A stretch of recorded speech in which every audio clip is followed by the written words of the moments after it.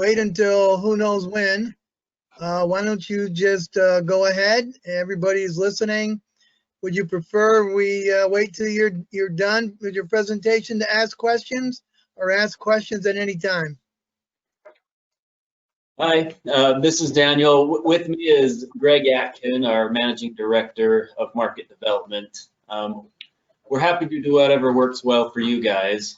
Do you have a copy of the presentation in front of you by chance? Oh, there it is. Or at least on your screen. It looks like we do. Excellent. Yeah, well, I think we can do this either way. I think we're happy to take questions as we go through it, and then of course, you know, at the end, if there's additional questions, do it that way. If that works.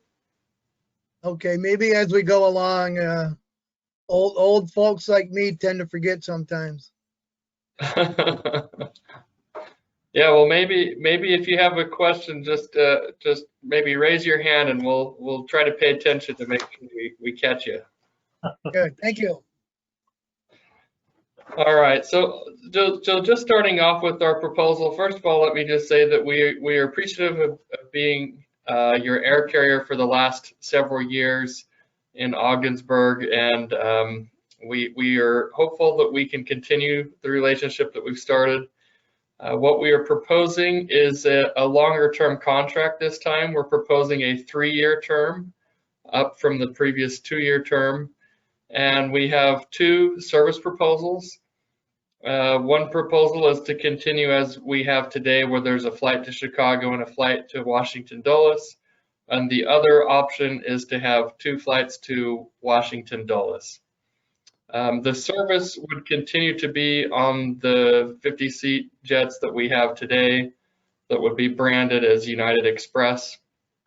Yeah, there we go. This has so one of the key parts of our proposals is that it offers the ability to carry more passengers per year than any other service and any of the other alternatives. And I think you've seen that over this past 2 years. The pandemic has thrown a little bit of a wrinkle into air service across the nation, particularly along the Canadian border.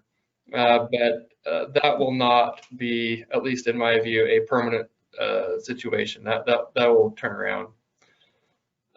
If you look at the destinations, there's one-stop connections to over 230 destinations, all of which you can buy on a single ticket where the baggage transfers are included. Through Chicago, there's about 180 destinations, and through Washington, there is about 100. Any questions on this page? All right, we can go on to the next. So as far as comparing, we did a comparison page here to compare our proposal to the 3 others that are out there. And if you look at the graph, there's an orange bar, and what the orange bar shows is the number of annual seats in Ogdensburg. And so it's about 3 times as many seats as the other proposals. And in terms of proposed passengers, our proposal is about twice as many passengers as those others. Though I think there's a new element in your market that might see this number grow bigger. We understand that the unfortunate news that Allegiant, at least for the time being, has decided to not serve the Florida flights. And so one of the things that we've been thinking about is how can we help carry some of those passengers that previously used the Allegiant flights. And a couple of things to talk about here, that this is actually one of the reasons why we put in the proposal to, or put in the option, I should say, to do a Washington Dulles, 2 flights to Washington as opposed to 1 to Chicago and Washington. If you look at the flights from Washington Dulles to Florida, there are more flights between Washington and Florida than there are for Chicago to Florida. And so that was our thought process behind that, is the Washington flights are very well connected to all of the Florida markets. And so that's just something to consider. In the end, we're happy to do either one. We leave it completely up to what you guys recommend, and we're happy to do that. But that's just a thought. We think that because we're offering more seats and passengers, we can help provide the best opportunity for future growth, and that we can also offer a lower subsidy per seat in the market. Any questions on that slide? All right, we can move to the next. Dan, feel free to pipe in here if you have any comments. So on this slide, this shows the monthly enplanement history. It has Baltique, Cape Air, Pen Air, and SkyWest, and we have the airports in your region of Messina, Ogdensburg, and Plattsburgh. And SkyWest is the blue line. SkyWest is in both Ogdensburg and Plattsburgh. And you can see the traffic just jumped substantially in both Plattsburgh and Ogdensburg when we came. And even during the pandemic, the traffic remains higher than what you see on the 8 and 9 seat props in Messina.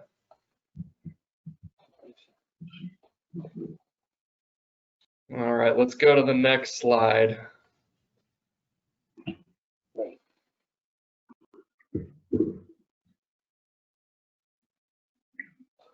Okay, so what this slide shows is this shows all of the essential air service markets in the lower 48 states for the last year ending January of 2020. It's a little hard to read, but at the very bottom of this is the 3-letter airport code to every one of these essential air service airports. But I think the important thing to point out here is that the blue and green, well, let me back up. The blue lines are SkyWest regional jet markets. The green lines are regional jet markets by other carriers than SkyWest. The orange ones are all of the markets by the 8 and 9 seat prop operators. And so there's a pretty consistent trend that when you have a regional jet, you're virtually assured of getting more than 10,000 enplanements each year, and many well above that. And when you have the 8 and 9 seat prop, it's almost a guarantee that you won't meet that metric. And that, as you know, that metric is very important to secure the annual $1 million in AIP funding, particularly with Allegiant not in the picture for the moment. Anything to add to that, or is that? I think we're covered. All right, we can go to the next slide. So on this slide, what we wanted to talk about is what we call the SkyWest effect.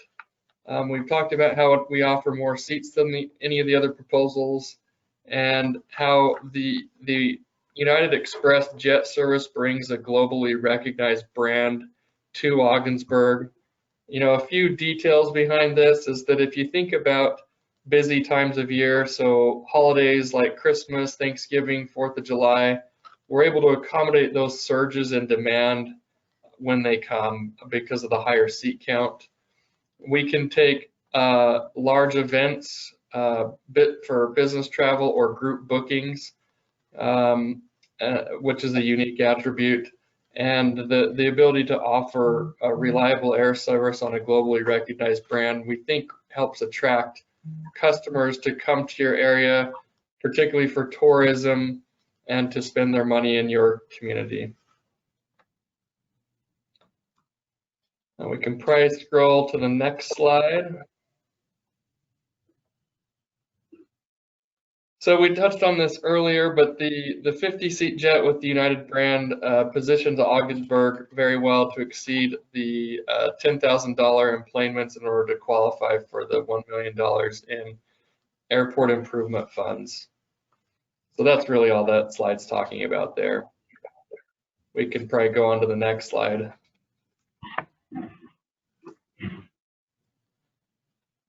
So another important consideration is the economic impact of air travel. air travel has a large economic impact on a community, and the more you can get better air travel and connective air travel, the more you can have a notable impact on businesses in the community. Because you just have a variety of passengers that use the airport.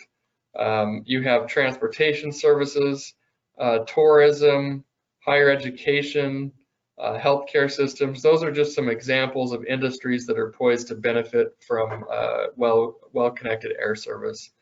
There's also a number of major corporations in this country that do not allow their business travel to fly on single-engine prop aircraft. Another thing that we would add in there is that, oh, go ahead. Do you have that particular graphic on the major corporations and business travel? Do you know, is that the same thing for Canadian corporations? You know, if they're global corporations, I would assume that that's true. But if they are Canadian-only companies, I don't know the answer to that question. Okay, just wondering, but it's just, I mean, the fact that obviously there must be some basis behind that, that's pretty interesting in itself. It is. It is. We've talked to quite a number of companies that have that policy in place, and it's essentially an insurance and safety policy is what it is for them.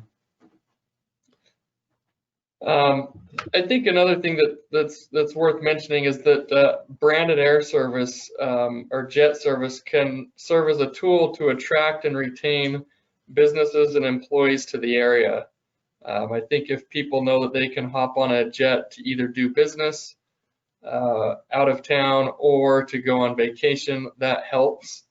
I'll just tell you from a personal standpoint, before I worked at SkyWest, I was a consultant for a small company, and I had to travel almost every week. It was probably every other week, and having jet service was a key factor on where I was able to work and live. And the company that I worked for allowed me to live wherever I want. And I think especially if you consider how people are rethinking where they want to live during this pandemic, there's an attraction to living in rural areas that's stronger than what we've seen in a long time. And I mean, you guys are in a state that's really seeing this. I mean, you've seen people leave New York City and they're relocating to other areas that are in the region that are outside New York. And so I think being able to live in a rural area but still have access to good air transportation, I think is even more important now than perhaps it has been before.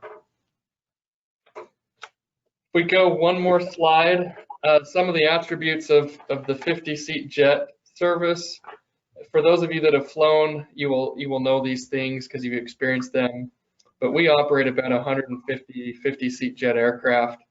The aircraft features a flight attendant with in-flight service, a private restroom, wheelchair access, overhead bin space, less noise, and higher speeds than prop aircraft. So we think it provides a good product for customers.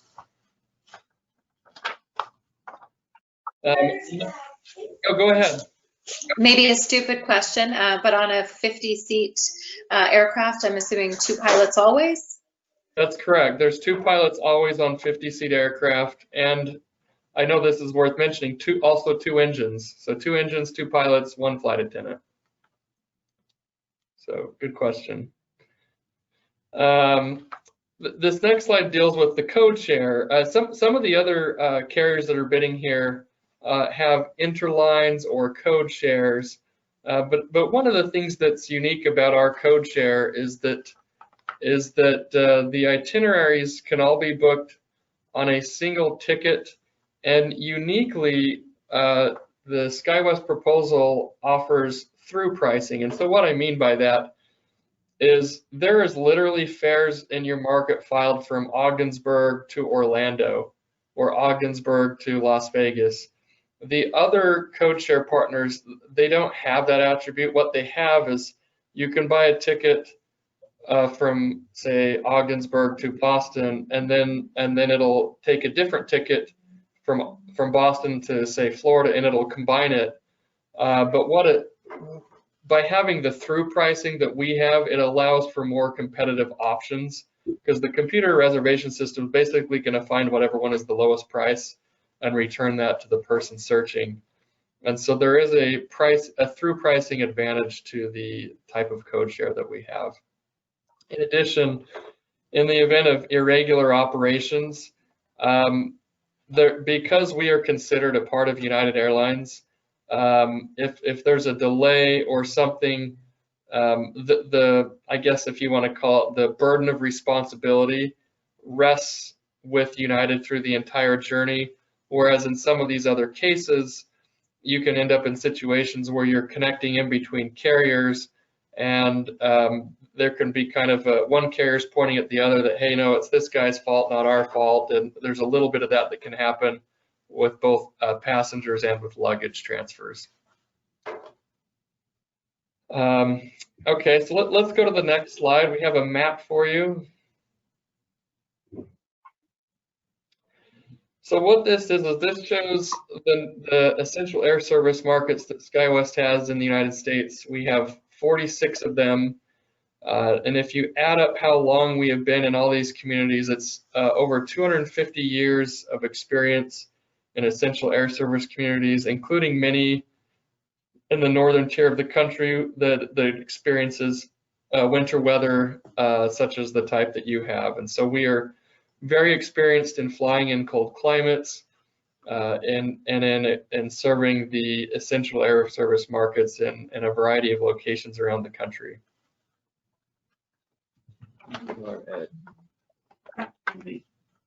Okay. I think maybe the rest of our presentation is some supplementary information about our company, some more maps, things that perhaps you can review on your own time. You're welcome to distribute this to each member in this group, but where we just have a few minutes left, we want to check in to see if you have any burning questions for us before we run out of time. I have one. Oh, go ahead, Sam. No, I'm waiting for you, Dave. Okay, so obviously one of the things that's on my mind would be growth, and not just growth, but getting back to where we were. What are some of the ways you guys are thinking about trying to get people flying again? Yeah, great question. Well, I think the first place I'll start with that is the cleanliness that we've adopted. A couple of things to point out here is that our aircraft use the HEPA high filtration air filters. So basically the aircraft, the interior is filtered with fresh air about every 5 minutes. When each customer boards the plane, they're given a little wipe so they can wipe down their area. On top of that, we clean the aircraft multiple times throughout the day. And so there has been a very large effort to provide high standards of cleanliness on the aircraft so that consumers can feel safe. And the standards we use are the exact same standards that United uses on all of their flights. And so it's a very high standard. United's partnered with Clorox, and we're a part of that effort to provide a clean environment. So I think that's the first part, is to provide a clean environment. I think the second part is operating reliably. I mean, I think when we can operate reliably, we think that's another thing to attract customers back. And probably another one, and admittedly this is not in our control, but I think the initiatives like the vaccine, to the extent people start getting the vaccine, I think that's going to create a greater willingness to travel. But those are a few answers I have. Is there any you'd add to that one, Dan? Just continued marketing efforts, particularly on some of the topics that Greg has just mentioned. we're working closely with Stephanie there at the airport to ramp up marketing campaigns to help people understand that there are these safety measures in place, and also reminding people that the service is still there for the community. So keeping that awareness going.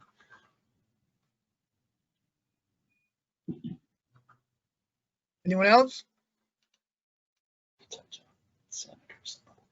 Okay. Anybody?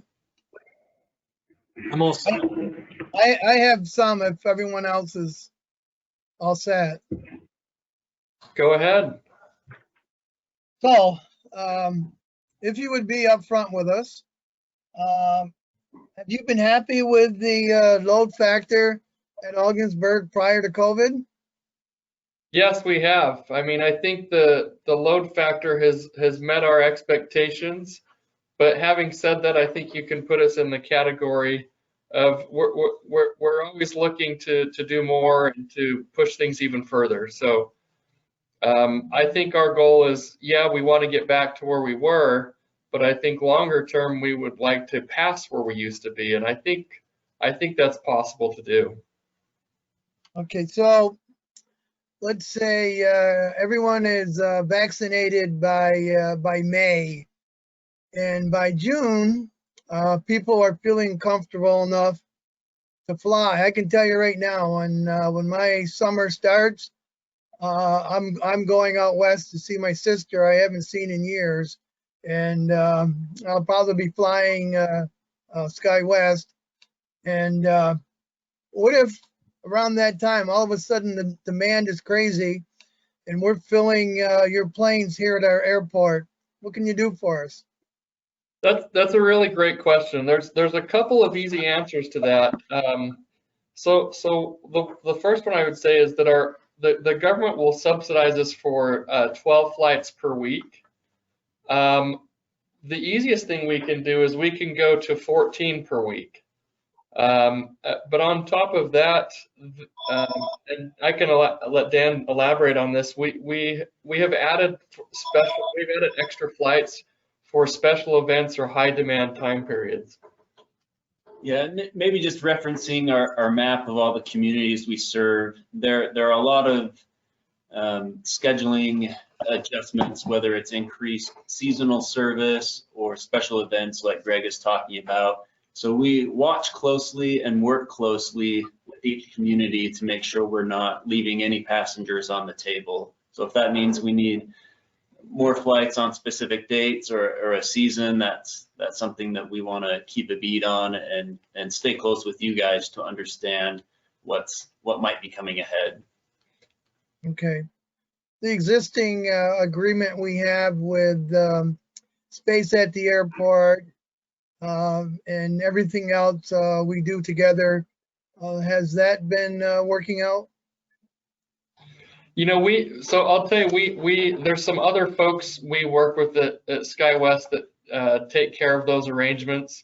I'm not aware of anything that has come up, so I think it's probably safe to say that we're happy with those arrangements. Good, good. Thank you. Anyone else? I've got one more, Sam, if that's all right. Absolutely. We certainly appreciate some of the support we've already seen in the DOT's docket for letters of support, and just wanted to bring up the thought of if the community is indeed interested in recommending the SkyWest proposal, there's a lot of value to getting elected leadership support all the way up to congressional and senator support. We have found in several communities, when those people get involved, it essentially kicks off a process at the DOT where it really forces them to review very closely what those elected officials are asking for. I hear you loud and clear. Sounds like you guys have experienced this before. Well, some of us have a special relationship with some of our elected officials. Right, Nicole? Well, that's fantastic. Any other I'm- questions for us I'm all before? set. Anybody else? No? Greg and Daniel, thank you very much. Thank you. Thank you, Have a folks. good evening. Thank you for joining us. Thank Bye you. now. Thank you. Take care. Anne Marie, I assume the rest of us stay on? Yes, please. Okay. Yes, we don't show up on this, right? Next up is, Some would do, some would. We have 2 minutes before the next one. Mr. Bob. Hi, Andrew Bonney from Cape Arizon. Andrew, how are you? Very well. How are you doing? Good. And I Do will you be have joined. anyone else joining you? Yes, I do. Charles Chuck Ferreira from the Cape Air team will be joining me momentarily.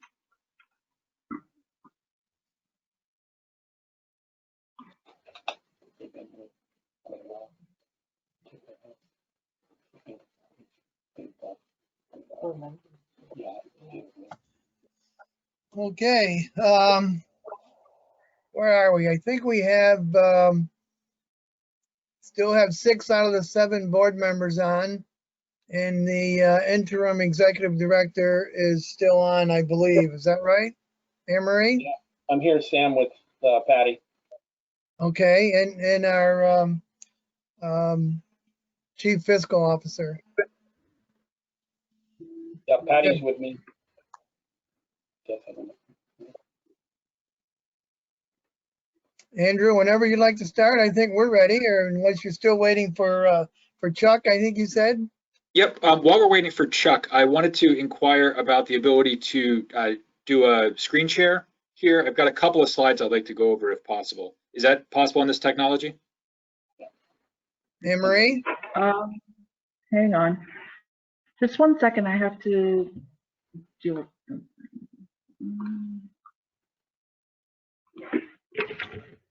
Anne Marie's our chief wizard, so. Great. And it looks like Chuck Ferreira has just joined us. Thank you, Chuck. I don't have audio on you, Chuck.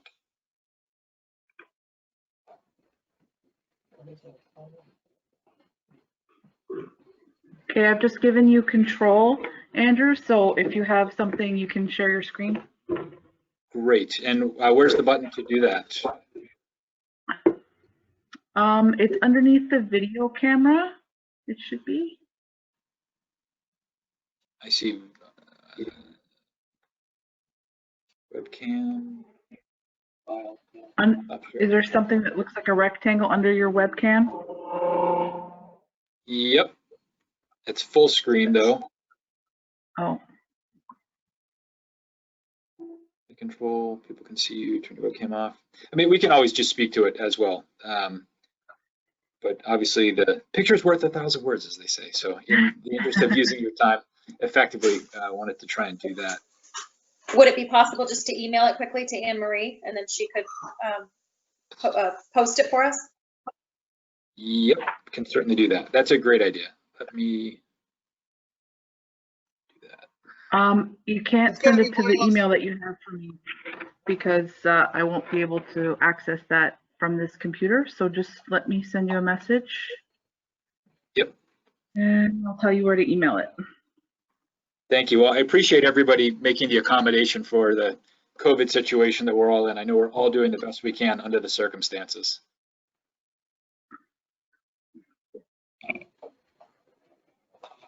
I really wish I could figure out how to do this.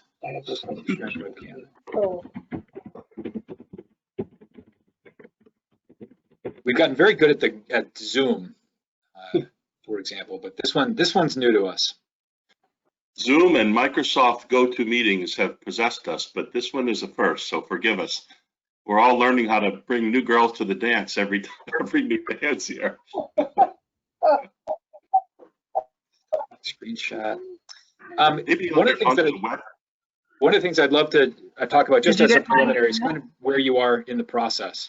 You know, I appreciate having the opportunity to visit with you tonight, but I'm also aware that the OBP board has submitted to DOT a letter recommending SkyWest dated November 13th. So, curious kind of how we can use this time together constructively, given that the board has already weighed in with DOT.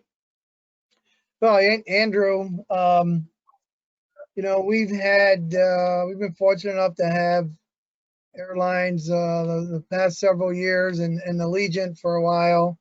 We're always looking for additional airlines. And even if in the end you turn out not to be EAS, I think we need to maybe talk about other opportunities between Cape Air and the Bridge and Port Authority.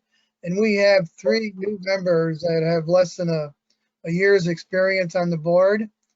So I think we all felt that this would be good for them to hear from all 4 proposals. Sure. Great. Well, again, I appreciate the opportunity to visit with you and get to know you and tell you a little bit about Cape Air. I have indeed just sent the email with that presentation. I have a 1-minute delay on my outbox, which has saved me more times than I can count. So we unfortunately have to sit through those 60 seconds right now. But it is a feature in Outlook, which I do recommend. So when that comes up, it'd be great if we can get that on the screen. Part of what Chuck and I wanted to do today was just tell you a little bit about Cape Air and where we are. Our proposal, as you know, is for service to Albany, Boston, and New York JFK with 3 flights a day and brand new airplanes.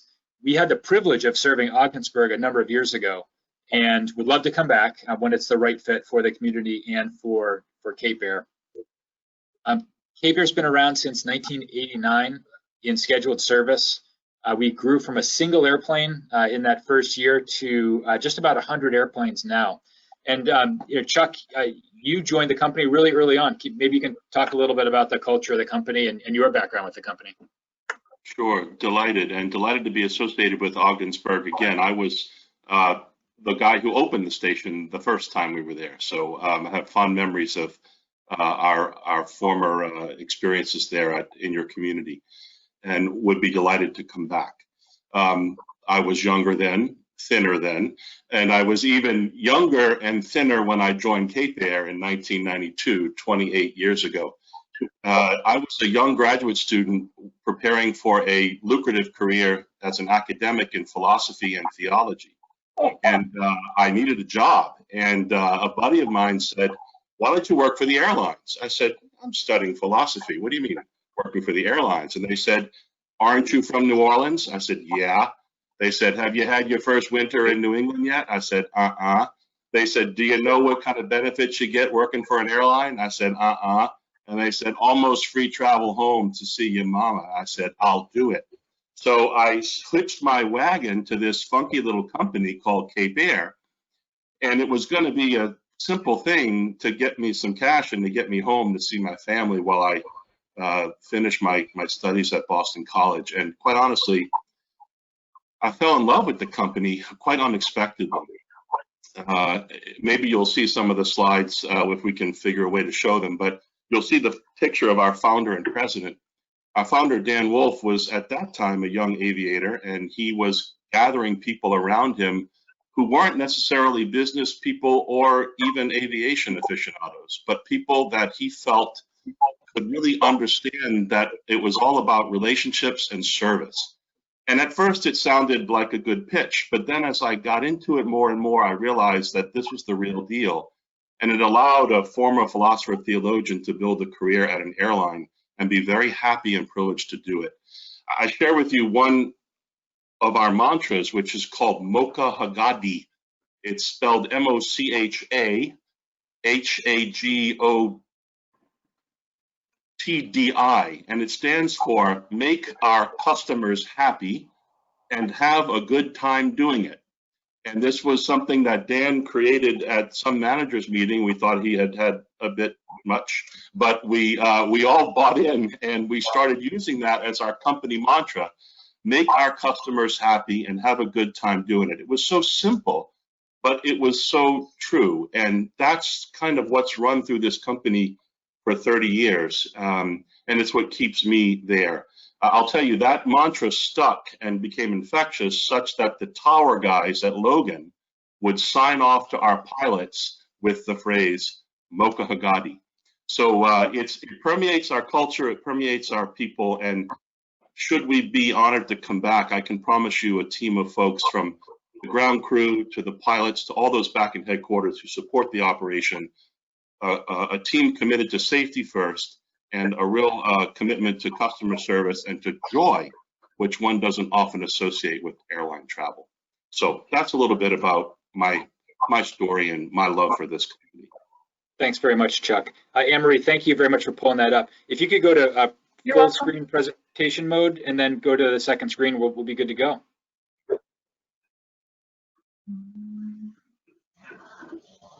This is what I call teamwork. Really appreciate it. All right. So on the left is the very same Dan Wolf that Chuck just mentioned, and on the right, our president, Linda Markham.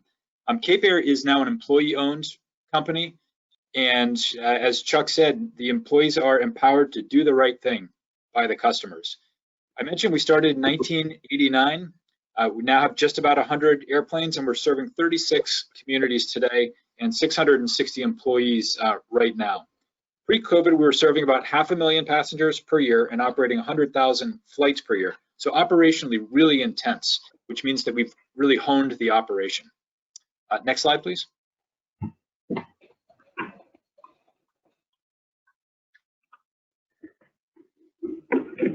So this is what our footprint looks like today.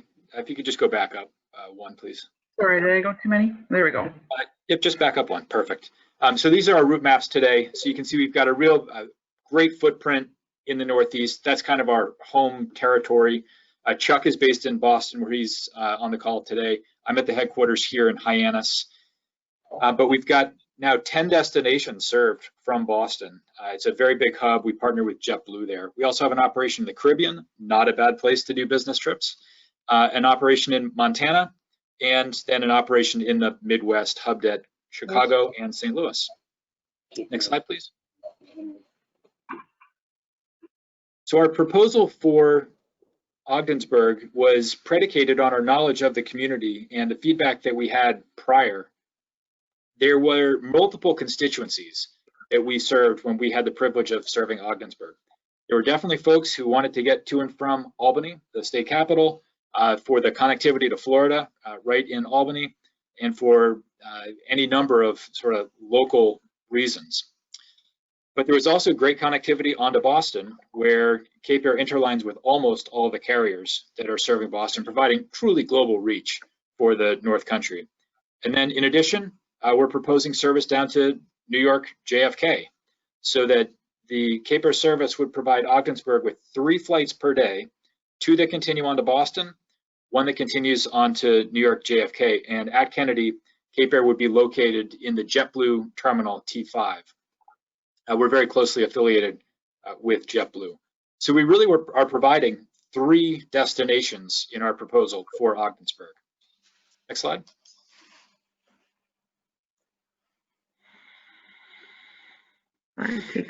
So Cape Air is closely aligned with JetBlue, but we also have interline agreements with all the major carriers. So by affiliating with Cape Air, you get access to Delta, American, United, Alaska, Hawaiian, Condor. So we like to say that we're a little bit promiscuous with our interline agreements. We show up on the United.com website, the American Airlines website, the JetBlue website, Delta's on Expedia.com, for example. So you're not just stuck with one brand and the connections available on one brand, but you have access to all of these networks. Cape Air truly is an independent company. We don't have to ask permission of anybody else for what we do. We're not using somebody else's code, although in this case, we would also offer you the JetBlue code share because we're going into both the Boston and the Kennedy terminals. So literally, if you had Cape Air, it's the equivalent, you would be on American Airlines website, you'd be on United.com, and you'd be on JetBlue.com, just like you were before. Next slide.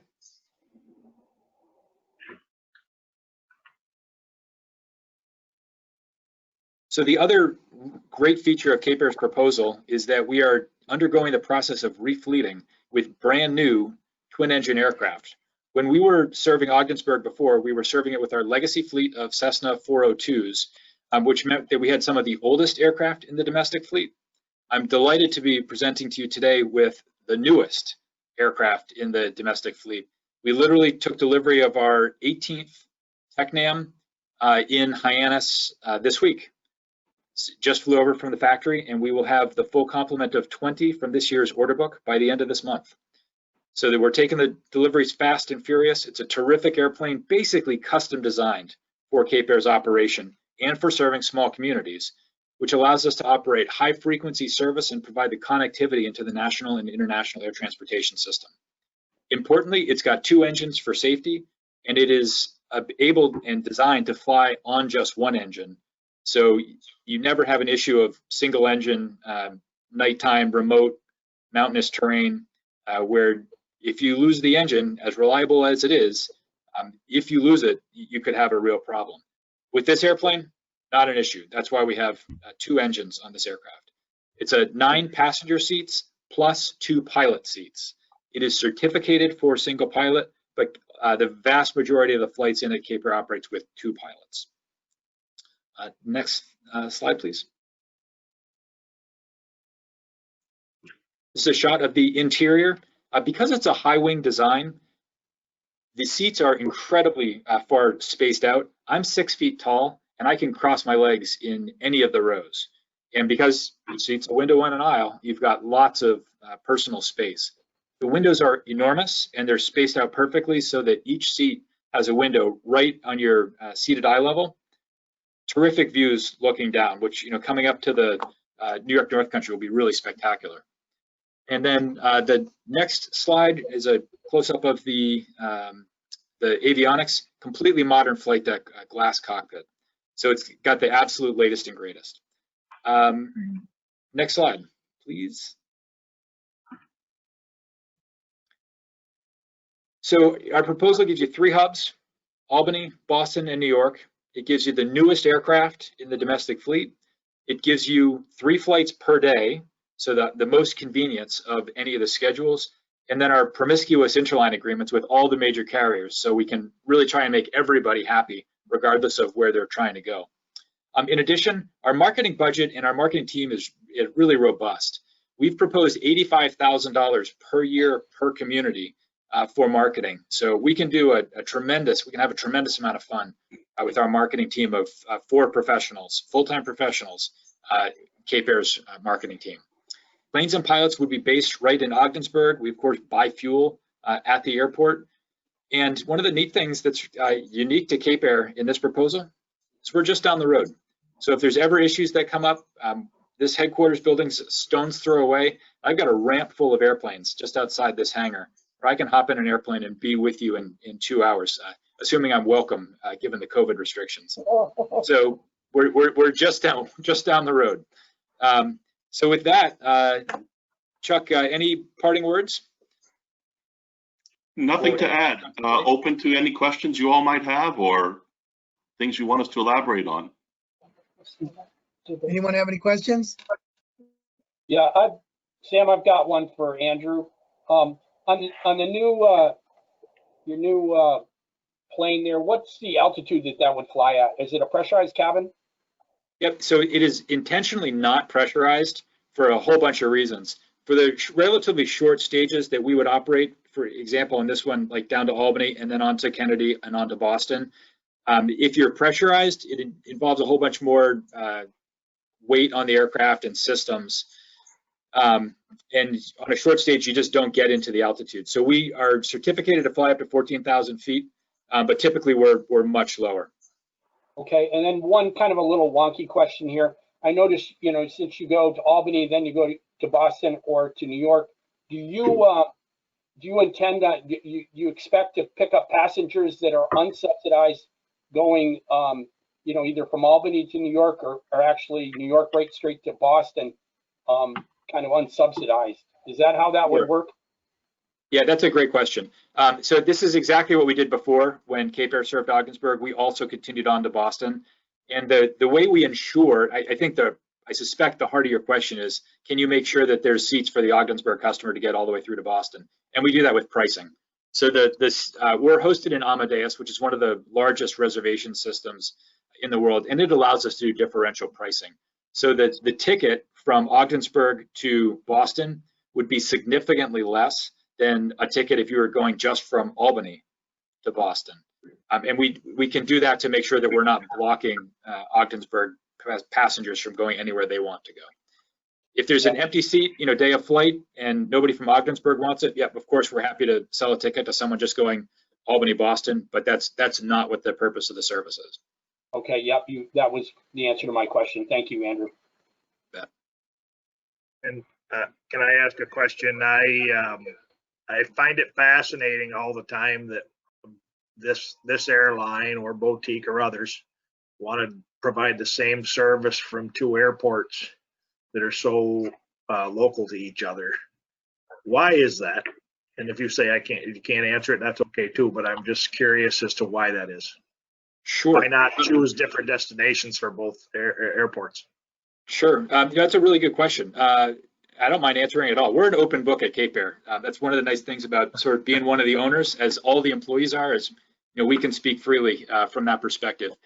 In this particular case, we needed the critical mass of flight hours, crew, and aircraft in the region. So this is effectively what happens is the aircraft come down from Ogdensburg and Messina at almost the same time, connect into Albany. One airplane continues on to Boston, the other goes to Kennedy. So that's how you give the Ogdensburg and Messina customers the option of going to both cities. So we actually needed it for critical mass. Thank you. And critical mass then speaks to reliability. If you only have one aircraft up in a region, if you have a bird strike or a flat tire or something, it's incredibly difficult to recover if you have to move an airplane 500 miles to backfill. So we try and have a really robust critical mass in any one area. And it's one of the reasons I think Cape Air could be a good fit for Ogdensburg again, is because we've got dozens of airplanes here in the Northeast, and we can swap them out if we need to. Anyone else? Looks like Nicole has a question. Thank you. Two, actually. First of all, are there baggage and weight restrictions? Sure. We have because we're partnered with all the major carriers, we literally just copy and paste their restrictions because we interline airbags. So Nicole, where do you like to go when you travel? Aruba. Okay, so if you're going to Aruba and you're going to connect on to JetBlue, you would literally just check your bag at the Cape Air counter in Ogdensburg and pick it up at the bag belt in Aruba, and we would.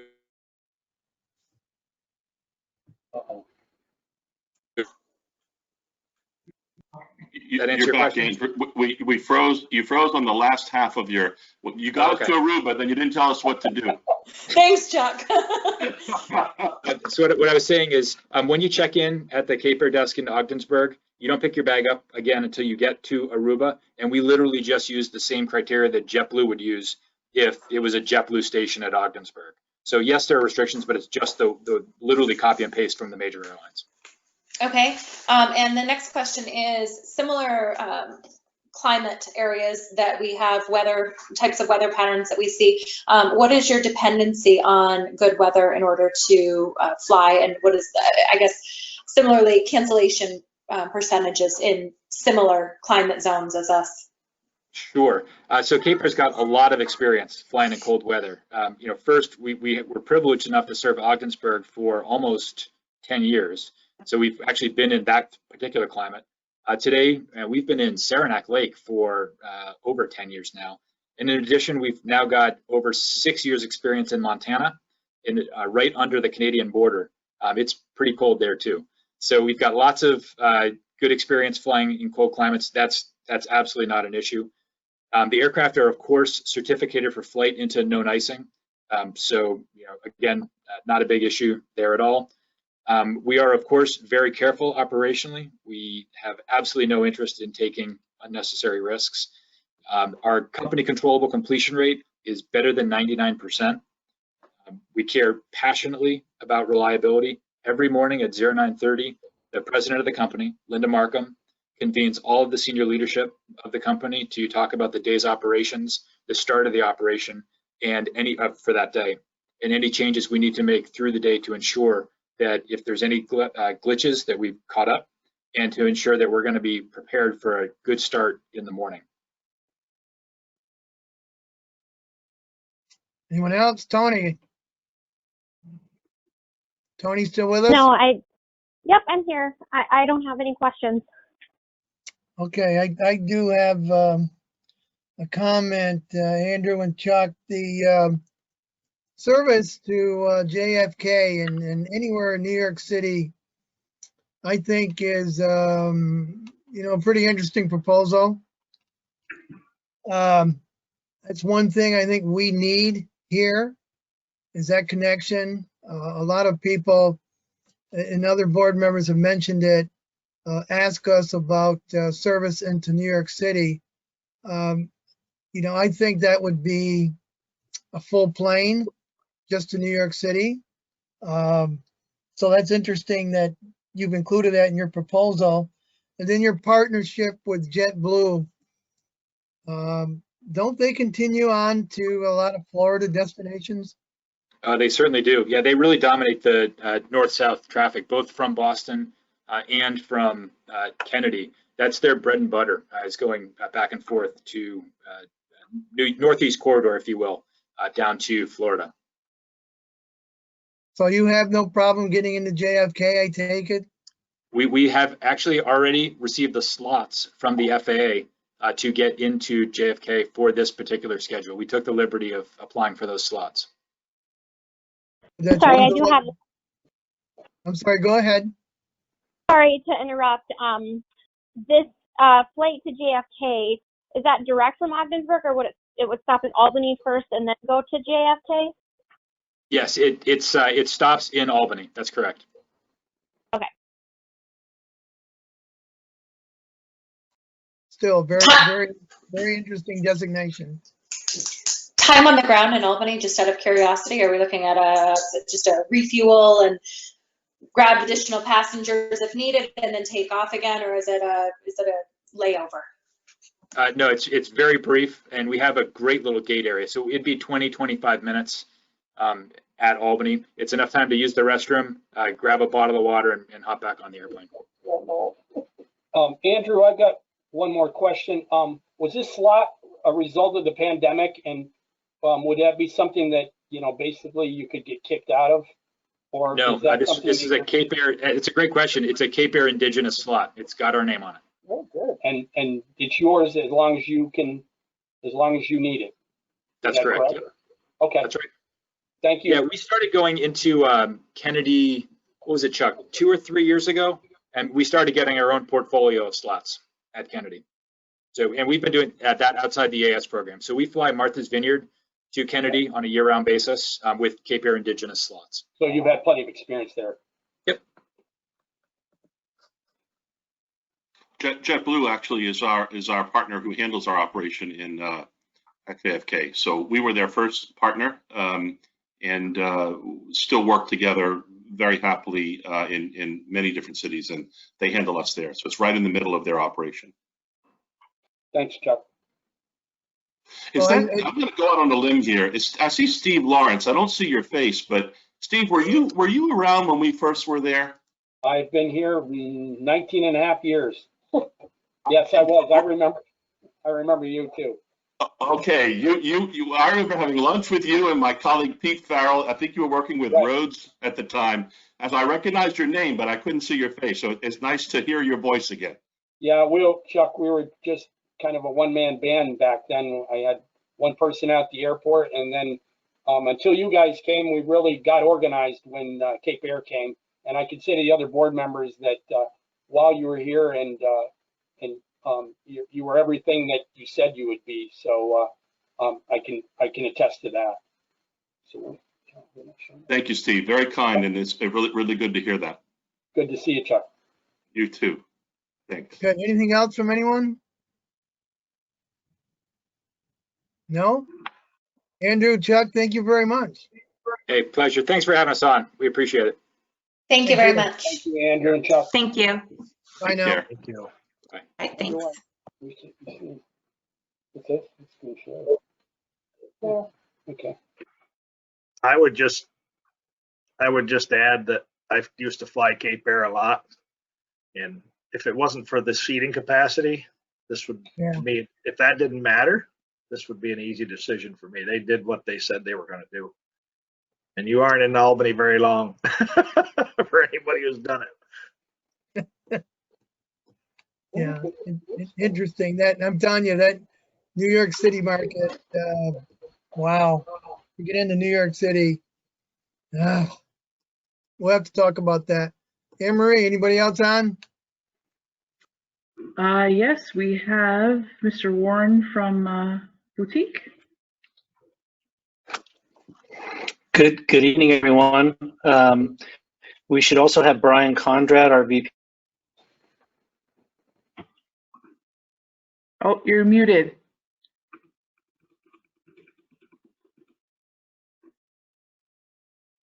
Sorry, we can't hear you. You have to unmute yourself.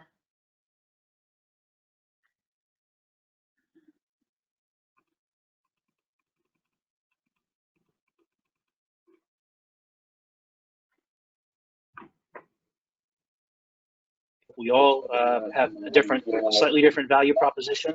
And I would say that in defense of the carriers with 8 and 9 seat aircraft, that we all have the ability to alleviate the problem as traffic starts to come back. We have the ability to throw more daily flights in, add second crews, and in addition to that, add additional aircraft to this. We all have scale that allows us to easily be able to accommodate growth in your operation. And you know, I can sit here and promise you a jet all day long, but the reality is with COVID, we feel like we're operating one of the most efficient platforms that you can possibly put in the sky. And you know, I know you hear a lot of statistics from us all the time, but I would just encourage you to remember the statistician who couldn't swim, who drowned in a lake that was on the average 5 feet deep. So think about that one for a minute. A couple of things. I believe Boutique makes an excellent choice for providing air service. We're reliable, we're safe, we fly fast, high-flying, pressurized aircraft on nonstop service to going to places where you want to go. If you think about us, if you remember nothing else about this evening, we buy fuel, and we buy a lot of fuel. What I mean by that is that we support the communities that we serve. And Anne-Marie, you're welcome to, if you have it, please throw up the presentation at any time. And if not, I can put it up here as well. Do you have that there? Which one that you sent me? It is the one that has the picture of the airplane on the beginning. And it says Boutique Air in the upper right-hand corner and says Ogdensburg and Boutique Air in partnership success. Okay. I'm trying the first one. Let me see here. Okay. Okay. If you can't find it, I'm happy. No, I've got it. It's okay. Oh, is it this one? Oh, not good. Is that the right one? Nope. Definitely the right one. No, it's not. Okay. Hang on. Nope, that's not it. No, I only had PDFs.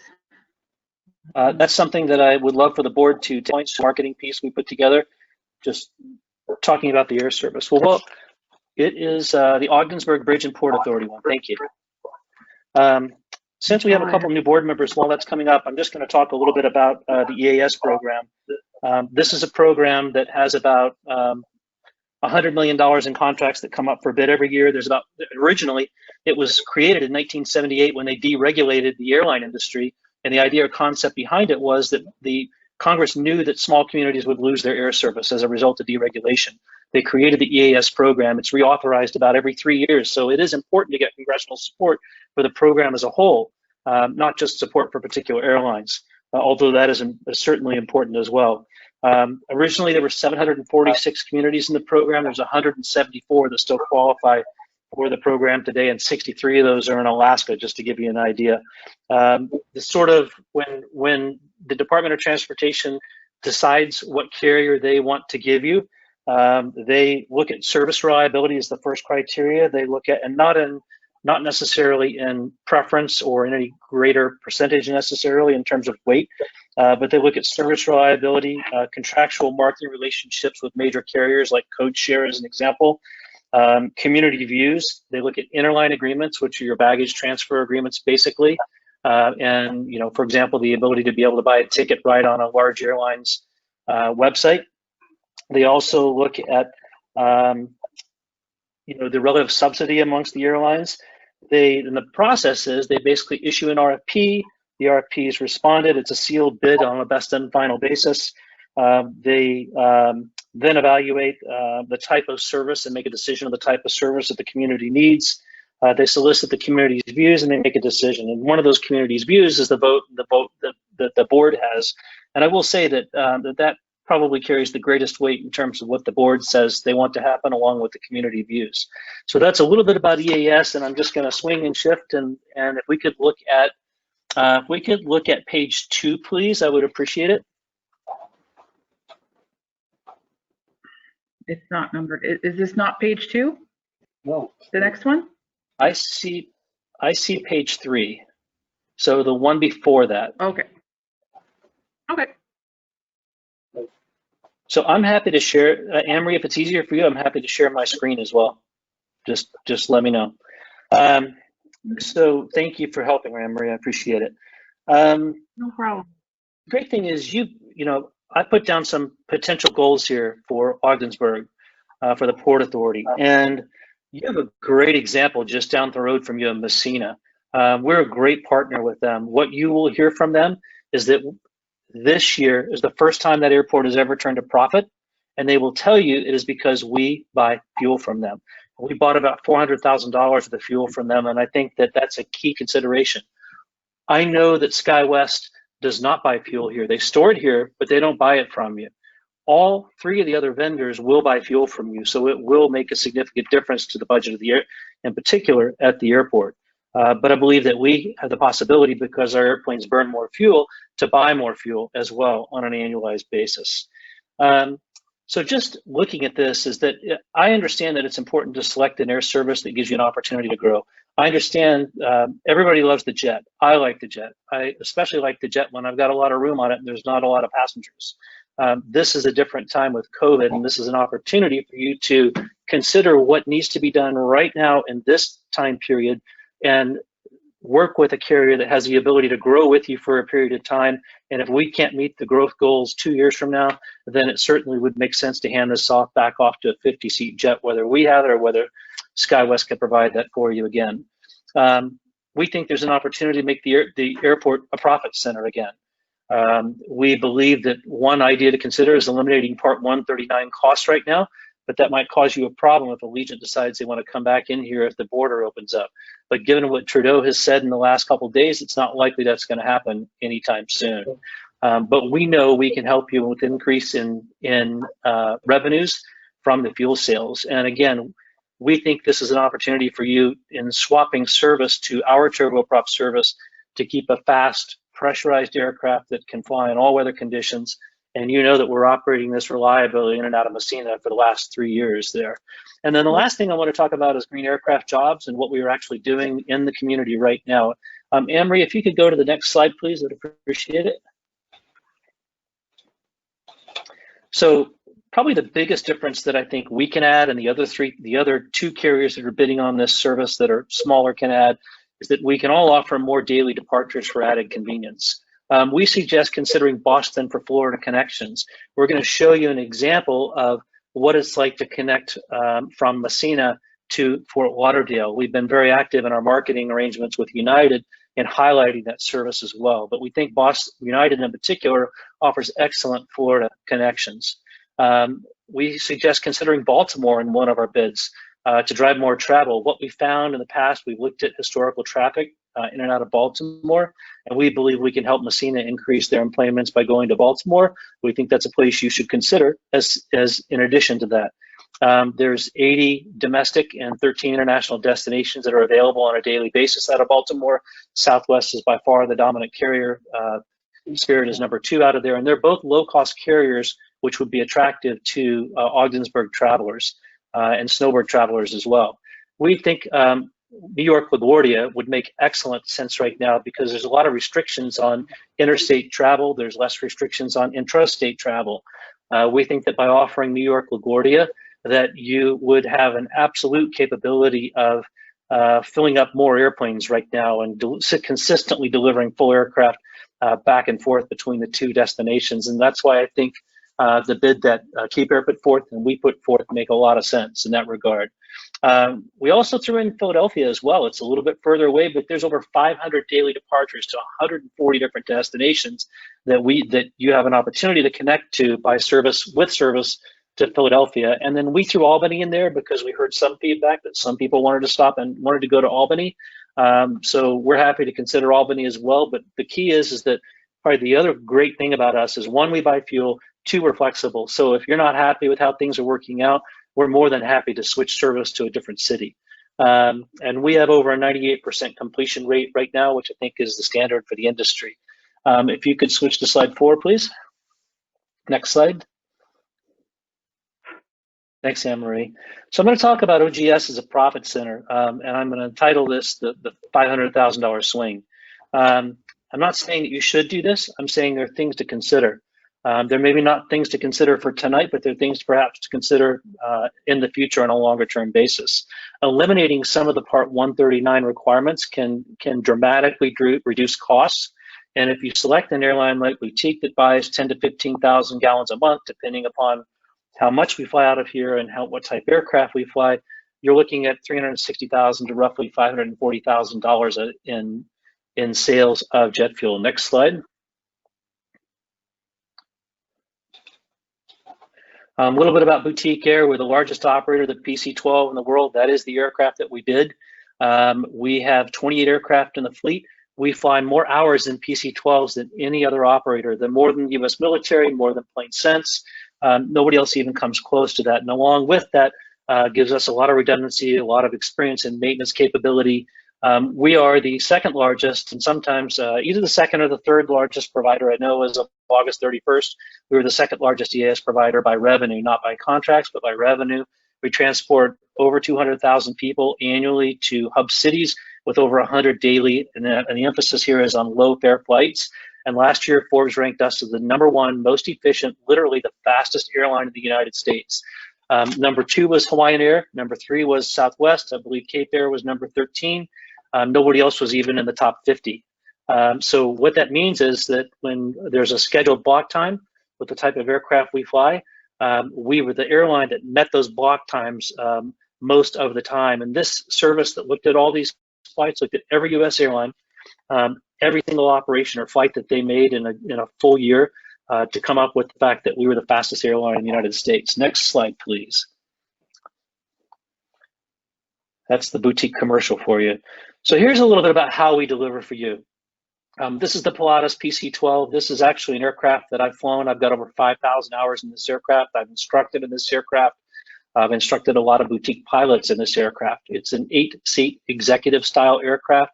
It's safe, it's fast, it's reliable. There's only ever been one accident in Part 135 service since the aircraft, one accident with fatalities ever with this airplane since it came out in 1995, and over the same time frame, there's been close to, I think it's 782 fatalities in twin-engine aircraft, twin-engine reciprocating aircraft over the same time frame.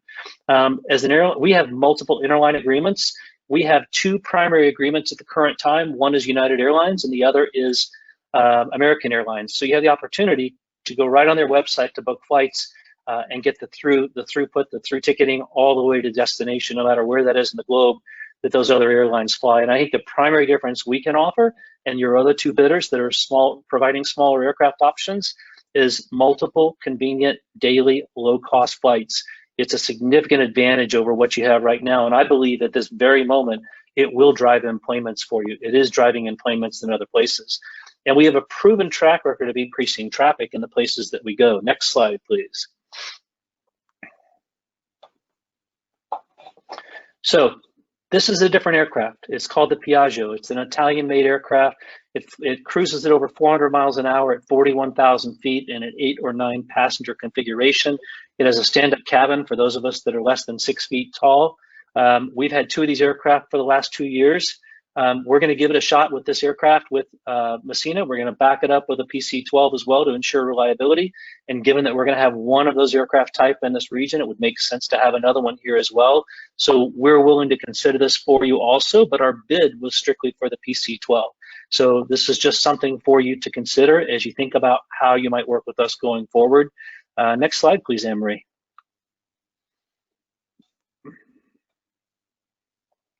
Talk a little bit about jobs in our Green Aircraft Initiative. And the simple idea here is to take a proven airframe, combine it with green technology. And what I mean by that is that we will convert 1 aircraft to an electrically powered, hydrogen-fueled prototype aircraft and prove out its capabilities and reliability for commercial service. We will get a supplemental type certificate from, the plan is to get a supplemental type certificate from the FAA, and then to be able to make those conversions in the St. Lawrence Valley area. And the reality of this is that this is likely to create 50 plus very highly skilled aerospace jobs in the region. We're very excited about the opportunity to do this, and I'm just going to give credit where credit is due. Both Sam Carbone and Steve O'Shaughnessy have been instrumental in making sure that Messina maintains a great relationship with our CEO, and those are the 2 guys primarily responsible for getting us interested in doing this in the St. Lawrence Valley. So a lot of credit and kudos to them. We would love to have the same type of relationship with you as well. Hydrogen-fueled aircraft are already, there's 3 aircraft flying for Airbus in Europe. There is already an aircraft proving out commercial service in Northwest BC and Vancouver, Canada right now in a single engine format. And we've already hired the engineering firm to help begin the initial design phase for this. So they work with Boeing and they work with Airbus as well. And we think this is a great opportunity for us to use our aircraft as a test bed for both those large organizations. I met with Clarkson University today with the president of Clarkson University and the head of the aerospace department. And I'm very excited about the opportunity to work with them as well. So this does make us difference. This is not something we're doing 6 months from now, not something we're doing 2 years from now. This is something that we're actively working on at this very moment. We already have the airframe to get this done as well. Next slide, please, Emery. So I think this is time to shake it up from a marketing perspective. Yes, question? I think this is time to shake it up from a marketing perspective. It's time to take a push and a pull approach. A pull approach is more traditional where they come to you. An easy example of this is you walk into your financial advisor and you say, I want to buy a mutual fund. And their response is, you don't need a mutual fund, you need an annuity. What is an annuity? And they have to sell this thing to you. So the reality is that, the pull strategy is like going in and saying, I want the mutual fund. The push strategy is like someone saying, here's what you really need instead. And the reality is that I think in order to be effective at marketing right now, it doesn't necessarily matter what amount of money you throw at this. The reality is it's got to be applied in the right fashion, and it needs a lot of input on a local level. When Messina calls and asks for money, doesn't matter what it is, we don't say no. We try to accommodate every single request to help enable them to draw air traffic and call attention in the local community to what's available for people to travel. And we've done a lot of creative things in a lot of different places. But I think what you would find different with us going forward is that you get me and that I would work with you and your business community to ensure travel, to ensure that the business community is able to use the travel. If you travel right now, I will tell you, there's nobody like me on these planes with a suit and tie on right now. Everybody's traveling for leisure purposes. One of the great things that you'll find about our airline, and Sean, because of his innovative background and being one of the first people at Google, is that he's willing to try new things. So when the city of Muscle Shoals approached us and said, hey, we'd like to try a flight to Nashville, we did it. We got approval in a couple of weeks to get that accomplished, and the airplanes have been a lot more full than they ever have been in the past. Muscle Shoals then said, hey, we don't want to go to Atlanta as much, we want to go to Pensacola. We'll give it a shot. So we actually worked with the DOT to get approval for Pensacola as a medium-sized hub. My point is that if you want to change something, if you have ideas and you think something will drive traffic, we will listen and we'll work with you on it. Next slide, please, Emery. Just a couple of examples here to talk about, and that is that we will put the spotlight on the local community. United created a great ad for us that we have run in social media for Messina that's generated a lot of interest in travel to Florida. We do all the classic things like a billboard or targeted PR efforts. And we even get the unsolicited recognition. And here's a sample of the actual Forbes article that you can see. Next slide, Anne-Marie, please. So we're going to talk now a little bit about the interline difference, and we're going to talk a little bit about code share as well. And just looking at this here, what I'm going to do is, we're going to talk about that. We're also going to talk about where we proposed here. If you look at slide 12, next slide, we put various times for our aircraft to get to the destinations that we put forth in your proposal. And probably the most negative thing you'll hear me saying here is that if we stop in Albany or our competitor stops in Albany, it takes a 1-hour flight to Boston and turns it into 2 to 2.5 hour affair. I think I've exaggerated with 3, but 2 to 2.5 hours I think is a fair thing to say. And so it does make a difference. We're offering nonstop, high altitude, 300 mile an hour pressurized service with a PC-12 to all of these destinations, or a combination of these destinations, whatever you think will work for you. We're happy to accommodate, and we're happy to try other things during the contract period as well. Next slide, and I'm going to turn it over to Brian Conrad here to talk a little bit about interline. He's going to point out some very important things about differences in costs from one airport versus another as well. So Brian, if you're on, I'll let you take it from here. Yeah, thanks, Tom, and hello, everyone. My name is Brian Conrad, Vice President of Business Operations for BTK. Thank you again for having us. And I'm just going to quickly run through these slides about a little bit on our interline with American Airlines, and then rolling into United. So here, for example, we pulled up a Messina to Miami, Florida reservation with Messina connecting in Boston, transferring to American to Miami. Roughly about $150. Looking out, this was searched in about a month in advance. So in a month in advance, you can find really reasonable fares connecting in Boston with American. Something right now, I believe under SkyWest, you will only have the opportunity to connect with United. So this definitely opens up the possibility for more destinations, different fares, different combinations of layovers. If we were chosen and we were chosen the Philadelphia option, Philadelphia is, I believe, the second or third largest hub for American Airlines. So this opens the door for many connections, many destinations, international and domestic. Next slide.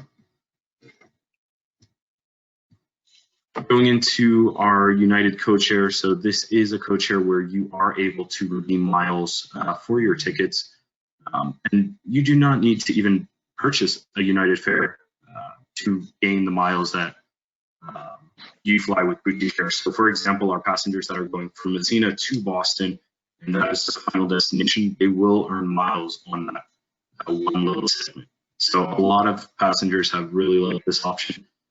You can book right on United.com, and you can also book on the third-party carriers. But with United.com and BoutiqueAir.com, you are able to enter your mileage plus number, and you'll see your miles accumulate as you fly Boutique Air. Next slide. A little bit about the United code share advantage pricing. We definitely have a great relationship with United, and we work together very closely on pricing. For example, you can see here, Messina to Fort Lauderdale, $109. This is a great fare, 6:20 a.m. departure, and you'll be flown with a quick stop in Boston. If anyone has been around the Boston airport, we are right in the United gates, so we share the gates with United. So there's no changing terminals, there's no collecting bags. And that goes as well for American Airlines. American Airlines, I believe, is a 2-minute walk from our gate in Boston. So as well, no need to leave security, no need to collect bags. and it will reach your final destination, whether domestic or international. Next slide, please. I know for me, this is a little difficult to see, so I'm not sure on your guys' end if you're seeing the same, but a little explanation of it. Oh, zoom in. I plugged in Ogdensburg to Fort Lauderdale when I was searching for that last ticket, playing around with the dates and seeing what I can find. This actually popped up on United.com, where other options in the area were coming up. So currently, right now, if you were looking to travel to Fort Lauderdale via Ogdensburg, you will have to either go to United.com or a third-party platform, which will also show other cities. For example, this day that was chosen, Ogdensburg to Fort Lauderdale, you would have to take the 5 p.m. flight, and I think this is the day that there is only one departure out of Ogdensburg. So a 5 p.m. departure and arriving to Fort Lauderdale at 11:45 p.m. for $375 one way. You can see the other ticket prices as well for economy, refundable, and first class. You can see the other options as well. Messina does come up when searching for Ogdensburg on United.com, and right there is where you have $142 traveling with Messina to Fort Lauderdale. So we, like I said, we work very closely with United. We make sure that we make the tickets affordable for not only boutique air passengers, but also people that are traveling on United. Also, a Plattsburgh option came up, but that is adding quite a bit of drive time to your itinerary. So that's a little bit about our co-share advantage pricing with United. Same thing with American. We do work closely with them. They do have our fares. They know our fare structure.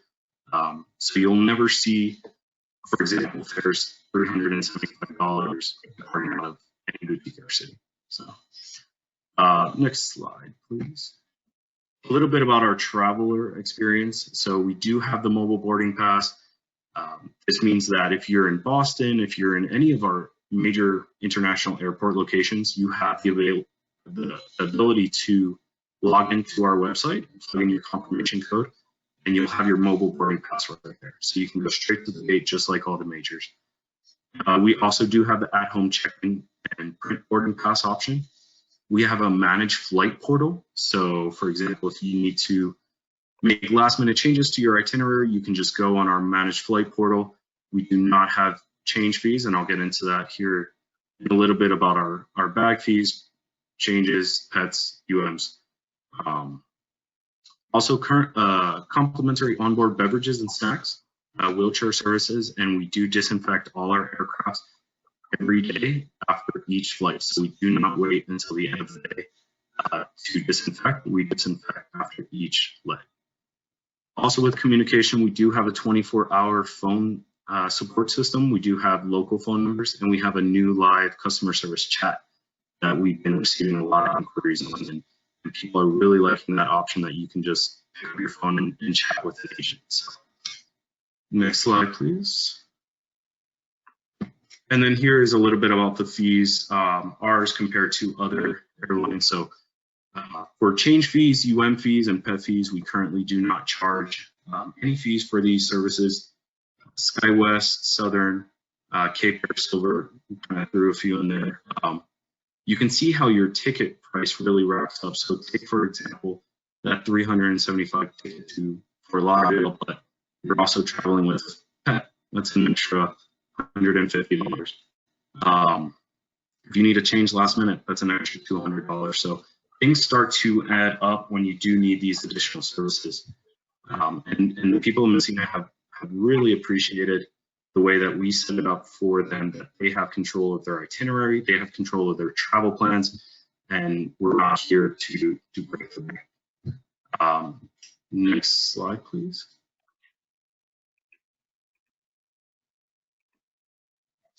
And then here is just the bag fees. So we do not charge for first, second, or third bag or any additional bags.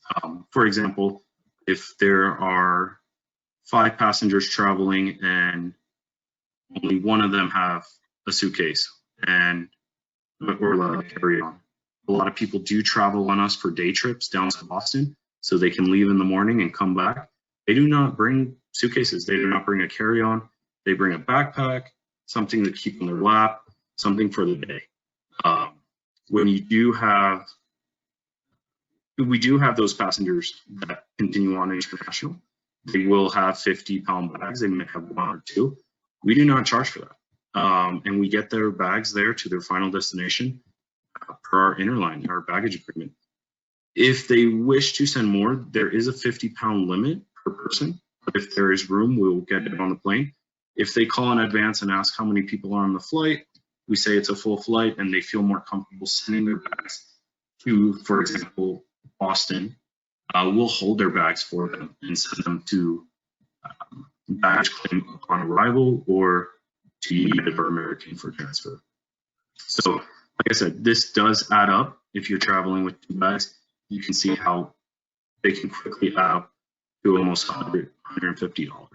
So, and I believe I will turn it back to Tom here on the next slide.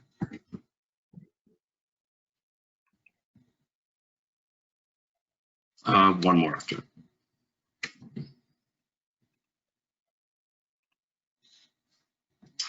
Go ahead, Brian. Oh yeah, that last slide was just a little brief overview of the third-party platforms. You can find us on Expedia, Priceline, all the other third-party platforms as well. So I'm just gonna close and open it up to questions here and forget the rest of the slides. Anne-Marie, nice job running the slide presentation. I appreciate it. I just want to say that every single market we've ever served, we've been able to increase traffic in that market. We're very proud of the fact that we've been able to work with communities collaboratively in a fashion to help increase the traffic. We appreciate the opportunity to bid for this service. We realize that we might not be the first choice, but we would certainly like to be the next best choice for this service. You know, given the level of the price or the level of the bid that SkyWest put in, I think there's a realistic opportunity that you may have the DOT giving serious consideration to the other 3 bids that you have, and we would certainly appreciate your support. We think we're a great partner. We're flexible. We value the community partnership. You've got a great reference just down the road with Messina, and we do listen to the community. And probably most importantly for you, we will buy jet fuel, and we will buy a lot of jet fuel from you as well. We're just thrilled to have a chance to build a relationship with you. Like I said, I think you've got 4 great options for air service for your community, and I think you'll always have people that are interested in getting your service, and we appreciate your time. And if there's any time left for questions, we're more than happy to answer any questions. Tom and Brian, thank you. Nicole? I just have one quick question with the contingent on Messina, and we had 2 different proposals that had that. How does that work? Would a plane go from Messina to Ogdensburg and then on to Boston, for example, or vice versa, Ogdensburg to Messina, or does it go directly from Ogdensburg and Messina? It goes directly from, our bid is not contingent on, thank you, Nicole, for the question. Our bid is not contingent on getting both cities. We're more than happy to operate from one or both cities. But the way it would work is that the airplanes out of Ogdensburg would go nonstop directly to the destinations in the bid that you've selected. And the same would be true for Messina, but they would not be dependent upon each other. We do have the ability, and one great idea is to connect the 2 cities, even though they're close, but by departing an aircraft from one city to another, and this is, let's say it's Messina's service, we could leave the Ogdensburg plane, the Messina plane in Ogdensburg overnight, and the Ogdensburg plane in Messina overnight, and they would crisscross, and then your flight would go nonstop. But the basic idea or concept behind that is that you get to share the employment numbers with another airport, which dramatically increases your employment numbers as well. Sean's absolutely willing to do this, but we just need to make sure that everybody's on board with it. It doesn't make sense to do if we don't have both communities, unless we want to help Messina out. But it does. I'm not even sure what I just said made sense. It makes sense for us to do that, but we just would like to make sure everybody's on board with it before we actually do it. Does that answer your question? Yes, it does. And actually, I was surprised about that it would increase employment numbers. I guess I thought that it would have split employment numbers to have, and I'm just thinking, I live in Messina, right? And if a plane was starting in Messina and then going to Ogdensburg, I'd be more likely to drive to Ogdensburg and get on the plane in Ogdensburg than to get on in Messina just to ride on the plane. So that was just an interesting thought. And one other thing. Yeah, no, it does. Just to be clear, it does not do that. It goes straight from Ogdensburg to Boston or Ogdensburg to LaGuardia is what it does. Okay, and one other question: if there was a contract between Messina and Boutique and Ogdensburg, would they offer the same destinations, or would there be the capability to offer if Ogdensburg or if Messina ended up going to Boston, could Ogdensburg go to Philadelphia, for example? So we were offering different destinations to our customer base in the North. It could, and I think that's an excellent idea to work together to make sure that you get service to not 2, but 3 or 4 cities. We don't care which city you choose. We want to take you where you want to go, and we want to take you where we think we will help you grow your traffic most consistently over time. Thank Anyone you. else? Any other questions? If not, Tom and Brian, thank you very much. Sam and the rest of the board, we appreciate it again. Thank you. Look forward to spending time with you in the future. Thank Okay, you. good. Thank you. Have a great Thank day, you. everyone. Anne Marie, everyone else on that needs to be on? Yes.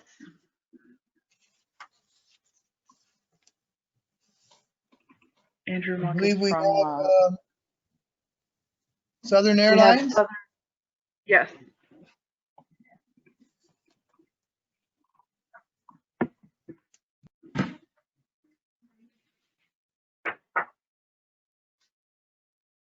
Hey, is that right?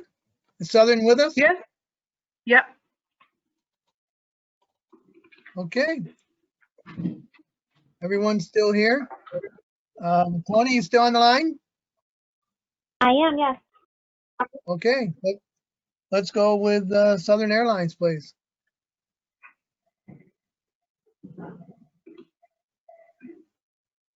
We're Stan Little and Mark Sestari are here, but we're not showing up in the presentation. Does that mean we're here for you guys? Yeah, we can hear you. All right. We can't see you, but we can hear you. So, Well, go ahead, Stan. hi, this is Stan Little here. I can see you guys. Let me see if I can figure out how to make sure you can see me. It's telling me I've got to make a change here. Forgive me, I just downloaded this software today, and so let's see if this will do it.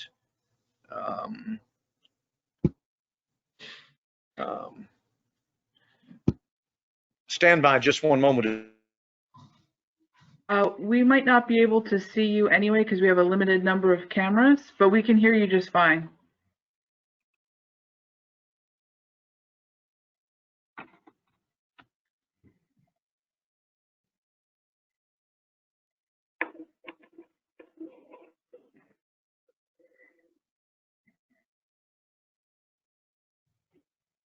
Muted.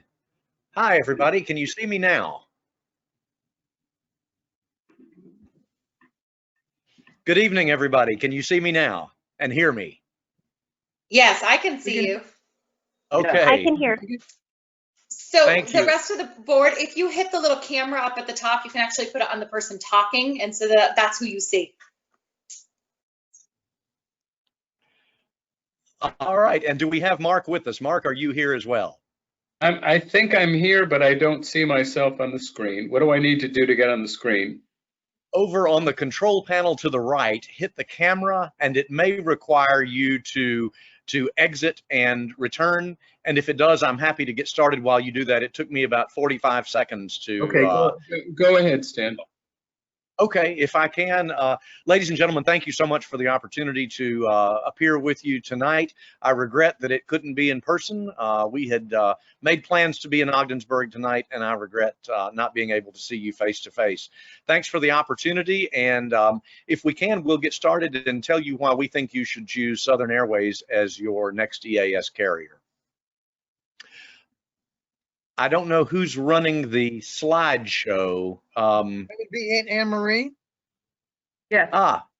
Okay, Anne Marie, if we could get started whenever anyone's ready, I'm happy to go if you wouldn't mind rolling the slideshow. Sure. Can everyone see it? Yes. Okay. All right. As you see from the first slide, ladies and gentlemen, we are very pleased at Southern Airways to be America's most reliable commuter airline. And in fact, in the post-COVID era, we have become America's most reliable airline, period. We, like many airlines, went through a period in the 2016-2017 era where we were having issues with the pilot shortage. And so I said, we're going to solve this problem. We're going to come up with programs that supply us with an endless stream of pilots. We partnered with several larger airlines out there to do that. And since 2018, we have been near perfect in our reliability rate. So I tell folks I can count on both hands the number of flights that we canceled in 2019 due to any issues with lack of crew, and that's out of about 60,000 yearly departures. Once we conquered that issue, we decided, let's work on being the most reliable in America from an on-time standpoint. And this year, Southern Airways is 94.1% on time system-wide from Honolulu in the west to Boston in the east. You have a 94.1% chance that your flight will land within 14 minutes of its scheduled landing time at Southern. We are also America's fastest growing airline. We have continued to grow even during the COVID era, having acquired our fourth airline during the calendar year 2020. So I'll go over the numbers with you here in just a moment. If we can scroll to the second slide, please.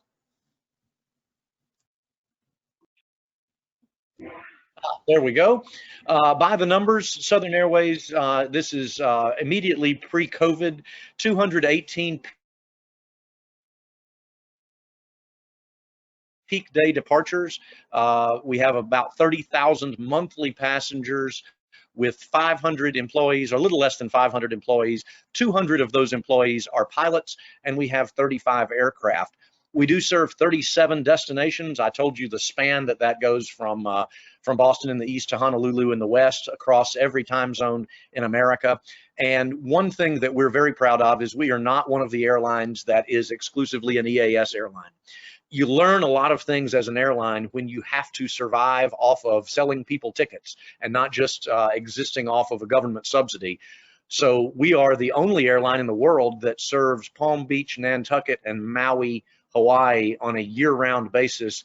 You do learn a lot of things from dealing with those types of passengers. We have some very demanding passengers in those very upscale markets, and we take the things we learn there and we use them in each and every one of our 34 other destinations to make sure that we are providing the very highest level of high-touch customer service to each and every person. Our mantra is every passenger, every flight, every single day. And that means every single one of those 30,000 passengers matters. I don't want one person who wasn't satisfied with his or her flight. If we could go to the next slide, please.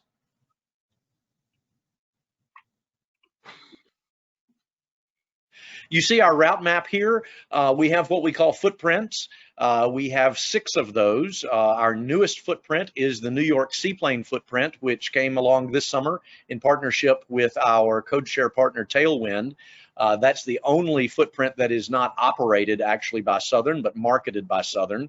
In the other footprints, New England is our second newest. We've had great success with our expansion to New England in the last 2 years. Our legacy Mid-Atlantic and Gulf footprints, as well as Hawaii and California. We are about 50% EAS and 50% market-based flying. So diversification is very important to us. We don't want to be all EAS like many, and and EAS yet is a major part of what we do. So we seek to have a good balance that keeps us at about 50-50, and we think that's a healthy level to survive as an airline and to thrive as an airline. Next slide, please, ma'am.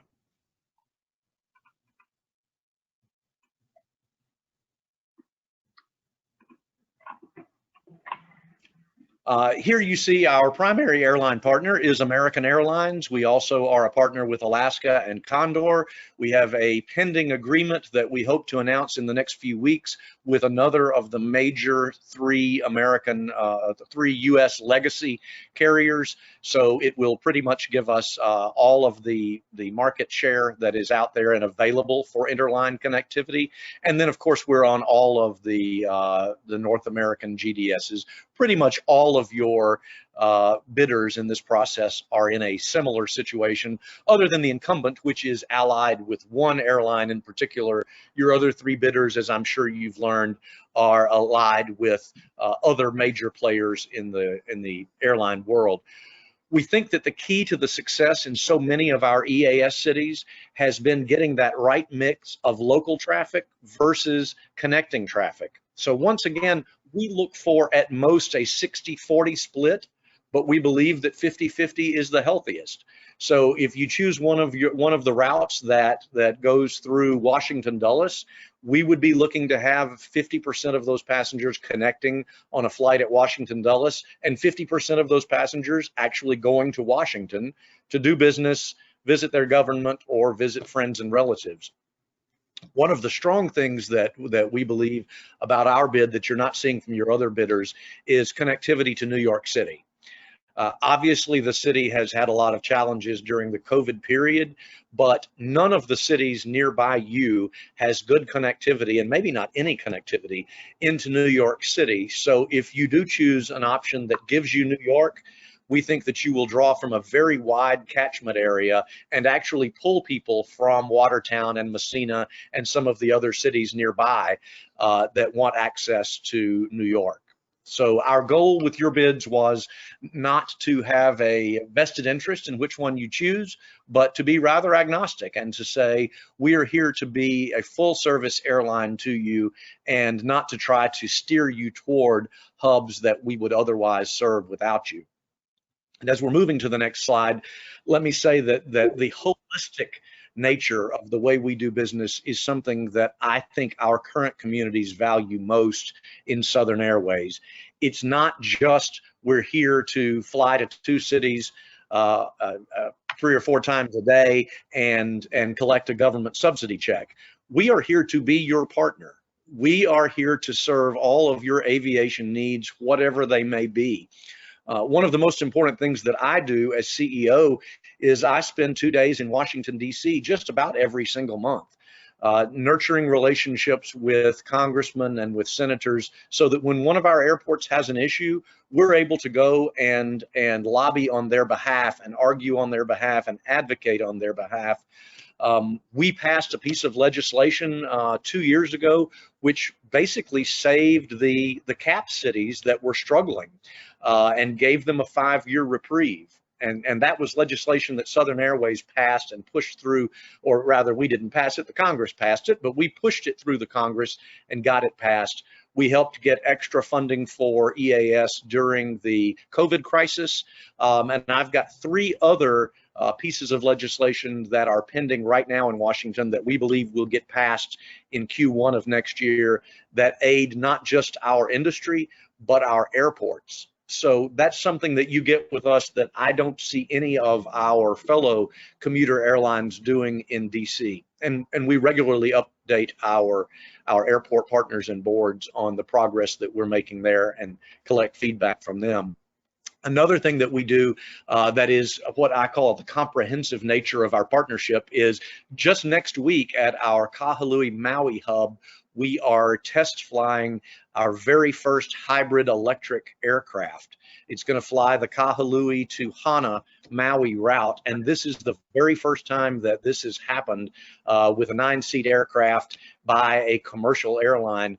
I firmly believe that with the partnerships that Southern has made, 5 years, we will see hybrid electric aircraft flying on a regular basis on many routes across this country, and that will cut the cost of operation for 9-seat carriers by half. It's going to be revolutionary in the same way that the Tesla and the Prius were revolutionary to the airline industry. So that's kind of an aside of the parts of the industry that we enjoy getting into that not necessarily all of our competitors do. As you see from the chart here on this slide, I told you we're the most reliable commuter airline in America, and these are the numbers that prove it. DOT generally seeks commuter airlines and EAS bidders to bid at 98.5% completion factor. We don't find that number to be acceptable, because if you're one of the 1.5% who gets his flight canceled every week, you are going to be very unhappy. You may say, I'm never flying out of this airport again, and you may resolve yourself to driving to the bigger airport down the road, and that is not good for the American commuter industry. So we made the conscious effort to say, we have got to be as reliable as Delta, American, and United. And that's something that we study in our business meetings at headquarters every month. How did we do compared to our friends at the bigger connecting carriers? And as you can see from this graph, those months that we hit 100, I can tell you with absolute certainty, we were better than any of the major legacy carriers across the country. You were literally more likely, if you had a flight glitch flying Southern, you were more likely that it happened on your American Airlines connection than you were on your Southern Airways flight getting to your American Airlines connection. The lowest that you can see there is 98.1%. We had 11 pilots call out for the flu in a 3-day period in January in one geographic area. It was very difficult to overcome, but nevertheless, we managed to keep it above 98, which is still well ahead of our peers. If we could go to the next slide, please. Forgive me if I'm talking too fast. When we're in person, this seems to be a much more personable interaction, but I know that you've had 3 presentations already.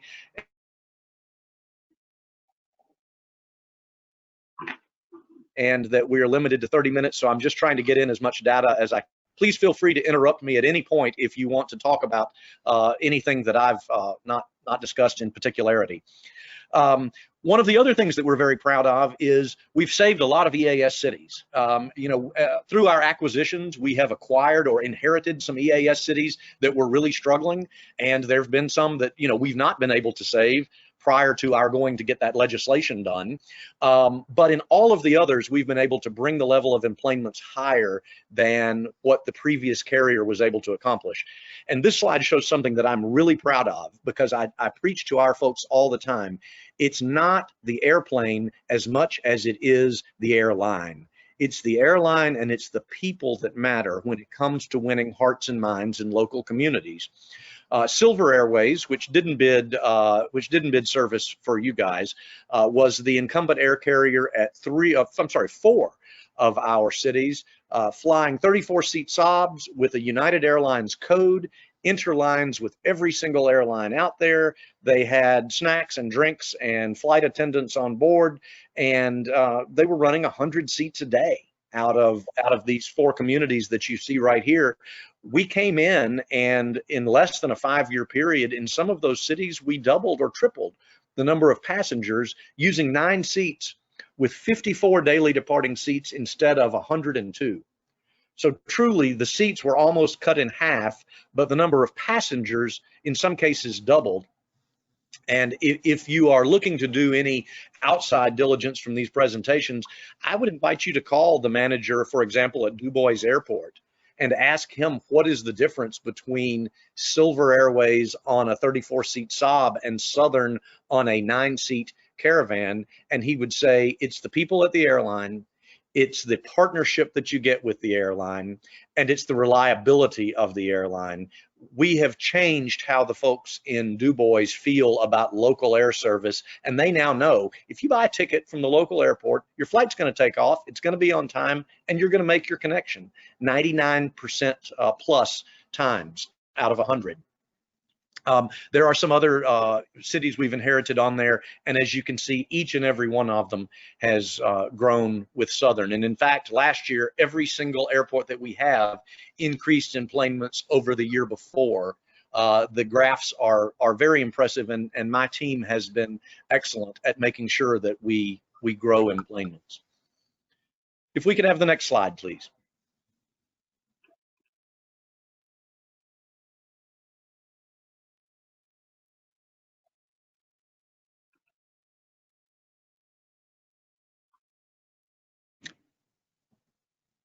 There we are.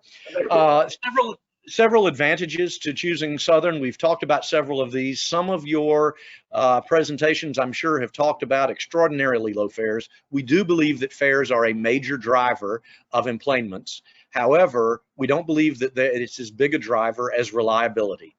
However, check your fares and make sure that the information you're seeing is actually what is out there on the websites like Expedia and Kayak, because every now and then you see that there's a bit of a bait and switch. I can tell you at Southern, we have not raised fares in 2 years. We don't ever have anything more than a 2-digit fare. We never have, and we never will. So some of the feedback that we got at Morgantown, West Virginia, which we took over from Silver, was, Stan, we've got this carrier that is code share with United, but sometimes you can fly United into Pittsburgh and it'll be $200, but to fly United on a code share into Morgantown 2 hours away by car, it'll be $600. We're never going to grow enplanements if we're competing with cheaper fares by the same partner airline down the road. So you won't see that with us. The add-on for going into Ogdensburg instead of going into your hub airport is going to be limited only to whatever that 2-digit fare is, and we think that's critically important. We'll also work with you, as do most airlines, in determining the schedule. Again, we're rather agnostic in what cities you choose. But we do believe that New York is something we offer that the other bidders have not, and that could be a huge win for you guys to go into the city. If we could have the next slide, please. And while we're going to that slide, I'll also point out you are in an enviable position in that you currently have a carrier that is flying jet service into your city. One of the things that DOT does, they almost never allow you to go to a more robust, more frequent schedule than what you currently have. Each time you ratchet down to fewer flights a day, they generally keep you at that level. What they are doing now with you is saying, if you want to move from what you've got now to smaller planes with greater frequency, we're going to leave that open as long as the bid is competitive. So we, because of our scale and our cost structure, have been able to offer you 4 frequencies a day for a price that is similar, a subsidy that is similar to what many of the other bidders are offering you 3 flights a day for. So this I think is critical. I think we've got a slide coming up where I'm going to show you how my difficulty in getting to Ogdensburg. I spent about 2 hours trying to figure out how am I going to get up there in the most efficient way. I'm in Atlanta, home of the busiest airport in the world, and literally I couldn't get to Ogdensburg and back for a 6:30 meeting. At that time I thought it was a 5 o'clock meeting. I couldn't get there for a 5 o'clock meeting and spend one night. It was going to be 2 nights away from home to do a 1-hour meeting. And you can imagine what kind of disruption that is. Many of you are businessmen and women yourselves. You can imagine what kind of disruption that is to have to block off 2 days and 2 nights for a 1-hour meeting. Frequency is what we have found works to restore business travel from the hometown airport and not just driving to Syracuse. So I'm going to go over that with you in just a moment, but this is a look at what the options that we are offering to you guys are, and you can see where these proposed flights hook in with other flights in the Southern Airways system.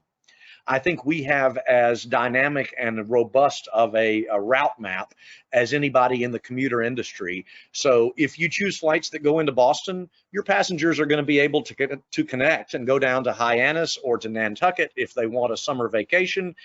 They can even connect back up to Rhode Island if they want to.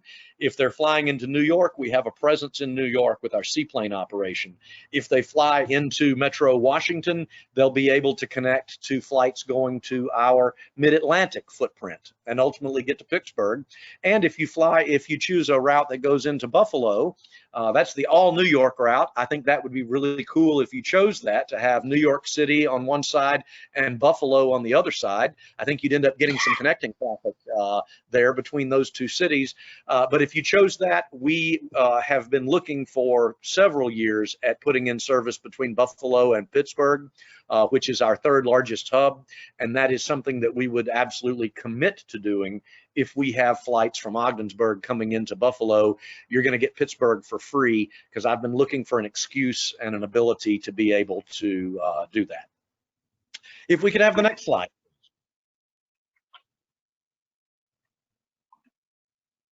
So this is how Stan to Ogdensburg. When this slide was designed, I had planned on being in Ogdensburg, so I was going to tell you all the ways that I didn't get there. Now I didn't get there at all. But looking from Hartsfield Airport in Atlanta, the flight from Syracuse that goes over Detroit, if I were to have left today, didn't get into Syracuse till 5:15, so that didn't leave me time to get down to you. The only flight that would get me into Watertown before the meeting started was a 3-stop, which actually sent me up to Charlotte, down to Jacksonville, over Philadelphia, and then into Watertown, and it still only got me there at 4:45, so I would have been hard-pressed to make it. The flight into Ogdensburg lands at 4:15, and at that time I thought this was a 5 o'clock meeting, so I sure wasn't going to cut it that close. And then the flight into Messina did get in at 1 o'clock, but Messina has such an, I know one of you said you're from Messina, and they have the lowest completion rate in all of EAS, and I was not going to take the chance on missing a meeting with you guys because my flight to Messina was either canceled or I think, Mark, the last time you flew in there, you had a 20-hour delay. Is that right? That is correct. Yeah, so that wasn't going to work. So up until this meeting got moved to Zoom yesterday, I was flying out yesterday into Syracuse, spending the night, driving to you today, having the meeting, driving back to Syracuse, and then flying back to Atlanta tomorrow for a meeting that stretched all the way from Tuesday to Thursday. I think that speaks volumes to why you guys need frequency. You need a flight that gets out of Ogdensburg at 6 or 6:30 in the morning, and then another one at 10:30 or 11 in the morning, and another one at 2:30 or 3 in the afternoon, and another one at 5:30 or 6 in the afternoon. And you need one that gets in at 8 o'clock at night, so that if you need to go and come in the same day or go and come in consecutive days, you can do it without having to take up the better part of a week in going there. Especially if you choose the New York option, I think you're going to see the efficiency in getting into the city and getting back home in the same day to be something that you've not had there in a long time, if ever. Stan, if the border was open, you could have flown into Ottawa, and we're only an hour south. So there you go. You know, the guy that designed this slide for me said, should I put Ottawa on there and a big X at the border because you can't cross the border right now? So we thought about doing that. I hope the border's open soon. Yeah, we all do. All right, next slide, please, ma'am. I think this is going to be the slide where I introduce my colleague, Mark Sestari. Mark is our Chief Commercial Officer. He is the boots on the ground in all of our EAS communities. I don't know how often you see the executives from your incumbent carrier, but Mark is based in Boston, has lived there for many years and services all of our EAS cities out of Boston. He's got more frequent flyer miles than everyone else in the company combined. And my favorite story about Mark is that Morgantown, West Virginia, 2 years ago, put him on their Chamber of Commerce Board of Directors because they thought he lived there. He was literally in Morgantown so often, they thought he lived down the street and they nominated him to a civic board. We fessed up and said, no, he lives 500 miles away in Boston, but they let him keep the appointment. So Mark is somebody that if you choose us, you will see at virtually all of your board meetings. You will see at Rotary clubs and Lions clubs and everything else all around town. And the marketing that he'll do as your partner will be beyond anything that you've ever had before. So Mark, if I could turn it over to you to talk about what you do. Absolutely. Thank you, Stan. The difference between marketing an airport like yours or most of the airports that we fly to in a big airport is that we have to sell the airport first. So the first thing that we do when we take on a new EAS community is get with the manager, talk to the chamber, talk to the economic development people and say, what do you need from your airport? And it's amazing how many times airlines, big airlines, one size fits all for them. The plane shows up, the plane leaves. But the bottom line is we have to get out there and get into the community and find out what they need. And my visit up to Ogdensburg, my 2 visits there, one of the big missed opportunities is inbound travel. You've got a destination there that is primed to benefit from COVID. Let's say we've given you 4 different options. We've given you Boston and New York, Boston and Buffalo, New York and Buffalo, New York and Washington. I see Ogdensburg beautifully positioned to be a destination by next summer for folks in the big city that want to get out to the safe areas of the world, get out to the country, get out on the river, get out hiking, get out fishing, and that your incumbent airline is not going to work with you to develop those partnerships. Before I came to work in the airline business 20 years ago, I was CEO at 3 convention and visitor bureaus. I know how to market a destination. Your destination is something that New Yorkers and Washingtonians would find fantastic. They're all flying to Wyoming now to get a little piece of the outdoors. They just have to come to Ogdensburg. So from my perspective, Stan was talking about the frequency, which speaks to your business travelers who want to go and come and have reasonable connections. We can double the traffic there by having inbound travel. Nobody's selling inbound travel to Ogdensburg right now. And I will attend all of your commission meetings. I'll work with all of you, and I'll also spend time with the economic development and the tourism people to find out what are the feeder markets, what are the hot buttons for people, and how do we get them here? And every one of our markets, I mean, I have to market Bradford, Pennsylvania, and Nantucket, and Palm Beach. One size doesn't fit all. They're all different. And your community, as far as I'm concerned, would be a perfect fit for the way that we do business. On this slide, one of the things that we do in all of our communities, every year we have a ramp party where we invite every single passenger that's flown out of our airport, your airport, for the past year. We invite them to come out. We have a band, we have catering and fun, and we talk to them. How are we doing? Where do you want to go? Is the schedule working? Those kind of things. And it gets them very, very engaged with the airport. And you know, we work very, very closely to make that a success. Let's go to the next slide. We also have some structured programs that have worked well in small markets. We have an Express Pass program, which this is a slide of our band at one of our ramp parties, where we have 400 or 500 people show up. Our Express Pass program is a corporate discount program where the more you fly, the more you save. Very popular with corporations. Hospitals are big users of our product. We go to the hospital and say, you're flying doctors in from the big cities, have them fly on us. The community connector for our municipalities and the counties, we give all those employees discounts. if you're a county or a city employee in our cities, we give you a discount, whether you're flying for business or leisure. Your municipality is supporting the airport. We want you as an employee to feel like that's an asset.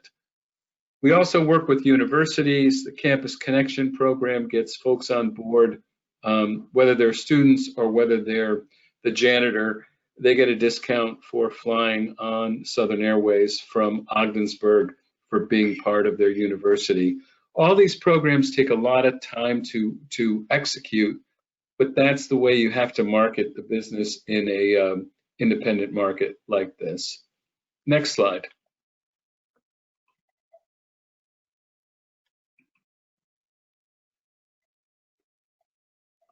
So again, the four options we're giving you 28 flights a day, whatever you choose. Boston and New York, Boston and Buffalo, New York and Buffalo, and New York and Washington, D.C. We really are, as Stan said, we don't have a dog in the hunt where you want to go.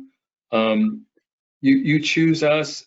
If we make one selection, we have the option to pivot to another, but we think we are giving you a superior service pattern with frequency and better destinations than you have right now. I will tell you, the times I tried to come up there, even though you have these two big jets going to Chicago and Washington, they are timed for the convenience of the airline, not for the convenience of your community.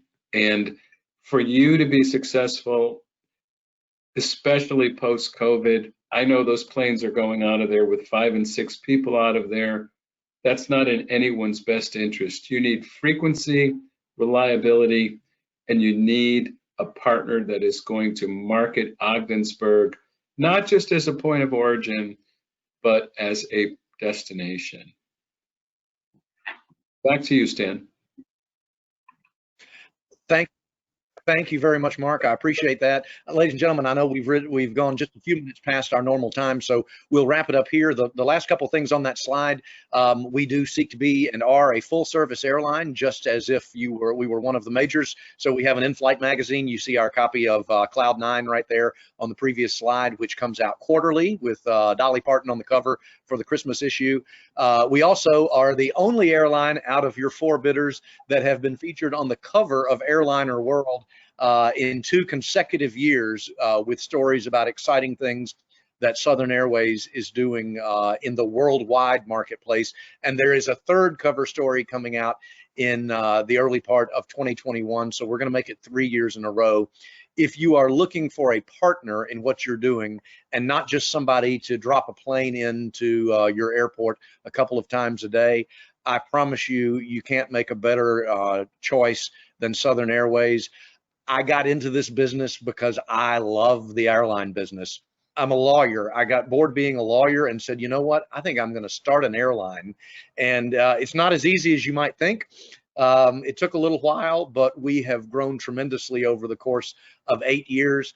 And nothing makes me happier than getting letters. Believe it or not, people still write handwritten letters with a stamp to the CEO of airlines to say, I just want to tell you how your folks did something that I didn't think anybody still did in the world. And that is, they treated me right. The pilot gave me a ride home when my tire was flat. You know, a million little stories like that. It's a culture, it's a full culture that we breed within our organization from the top to the very bottom. We're the only airline, I believe, in the country that has not furloughed one single person or let one single person lose his or her health insurance during the COVID crisis. The government told me I could lay off as many people as I wanted on October 1, and we didn't lay off a single person. And that's just part of the culture of who we are. We partner with our employees, we partner with our passengers and our customers, and we partner, most importantly, with our airports. So we would love to have service at Ogdensburg. We'd love to bring you 4 flights a day to wherever you want to fly out of those 4 cities. And with that, I will say, if there are any questions at all, I'm happy to answer anything I can. Dan and Mark, thank you. Stan, you had me interested until you told me you were a lawyer. No, I'm an ex-lawyer. That's the key word there. I gave it all up to get in the airline business. Actually, the one board member who's not on, our vice chair, she is a lawyer, so I always give her a hard time about that. I'm sorry I missed her. Forgive me for also being in the dark talking to you guys tonight. I have a 2-year-old, and I was trying to avoid the dinner time chaos that went with that. So that's why I'm sitting on the porch tonight. But it's been great being with all of you. I hope I get to meet you in person sooner rather than later. Well, is there questions from any board member? Or Steve, Nicole, go ahead. Nicole? If I may, please. Sorry, it's the teacher in me, right? I have a couple of questions. First of all, how many pilots fly on each of your flights? 2 pilots on every flight. We do not ever fly single pilot. We believe safety is key, and if you're going to be as safe as possible, you can be 99.999% safe with 1, but I'd rather be 99.9999% safe with 2. Thank you. You mentioned New York City. Do you have certain contracts or spots reserved at particular New York City airports? Are we talking JFK, LaGuardia? That's very interesting. That's a very interesting question. As you know, in normal times, everybody wants to go to LaGuardia, but you can't get into LaGuardia unless somebody helps you get into LaGuardia. We've had some preliminary conversations with the Port Authority of New York and New Jersey. We believe that there is an opportunity to get into LaGuardia because it's so good for airlines, but we cannot guarantee you that at this point. We can tell you we can get you into JFK or Newark, and we think we've got a good shot, fingers crossed, we would make a real effort for LaGuardia. Okay, and one last question, being that I do live in Messina, I had the pleasure of watching the presentations to the board in the town of Messina, and you had mentioned as part of your proposal with them a northern maintenance hub in Messina, and you had made reference to the fact that our airport in Ogdensburg, the facility, was not structured for that. Can you expand a little bit more on that? Because yes. I was piqued by the jobs that you had mentioned that could bring, and then disappointed that it wasn't an option in Ogdensburg. Well, no, as you know, the Messina board voted to remain with their incumbent carrier Boutique, which we certainly respect, but that means that I still don't have a maintenance facility for New England. I've not yet had the ability to visit Ogdensburg. From what I had been told from some preliminary data that I received, you didn't have the facilities already built there, the hangar facilities that were available to accommodate that, and that we would have to CapEx a budget to build a hangar facility there, whereas Messina had something ready to go. If I am mistaken about that, and you're telling me you do have a hangar that I don't know about that will accommodate that maintenance, then I will right here on the spot tell you I'm desperate for a maintenance for New England, so I'll make you the same offer that I made them. If the facilities are there, we will absolutely do it, so long as one of your city choices is Boston. My challenge right now is I need a place to work on all of the planes in the Boston footprint, so I've got to have connectivity to where that is. Steve, can you do you have information on that? Would we have the hangar capacity for a maintenance hub? Well, right now I don't. I don't know what the specs would be. We do have a transient hangar right now that's pretty well full with our equipment, and I don't know.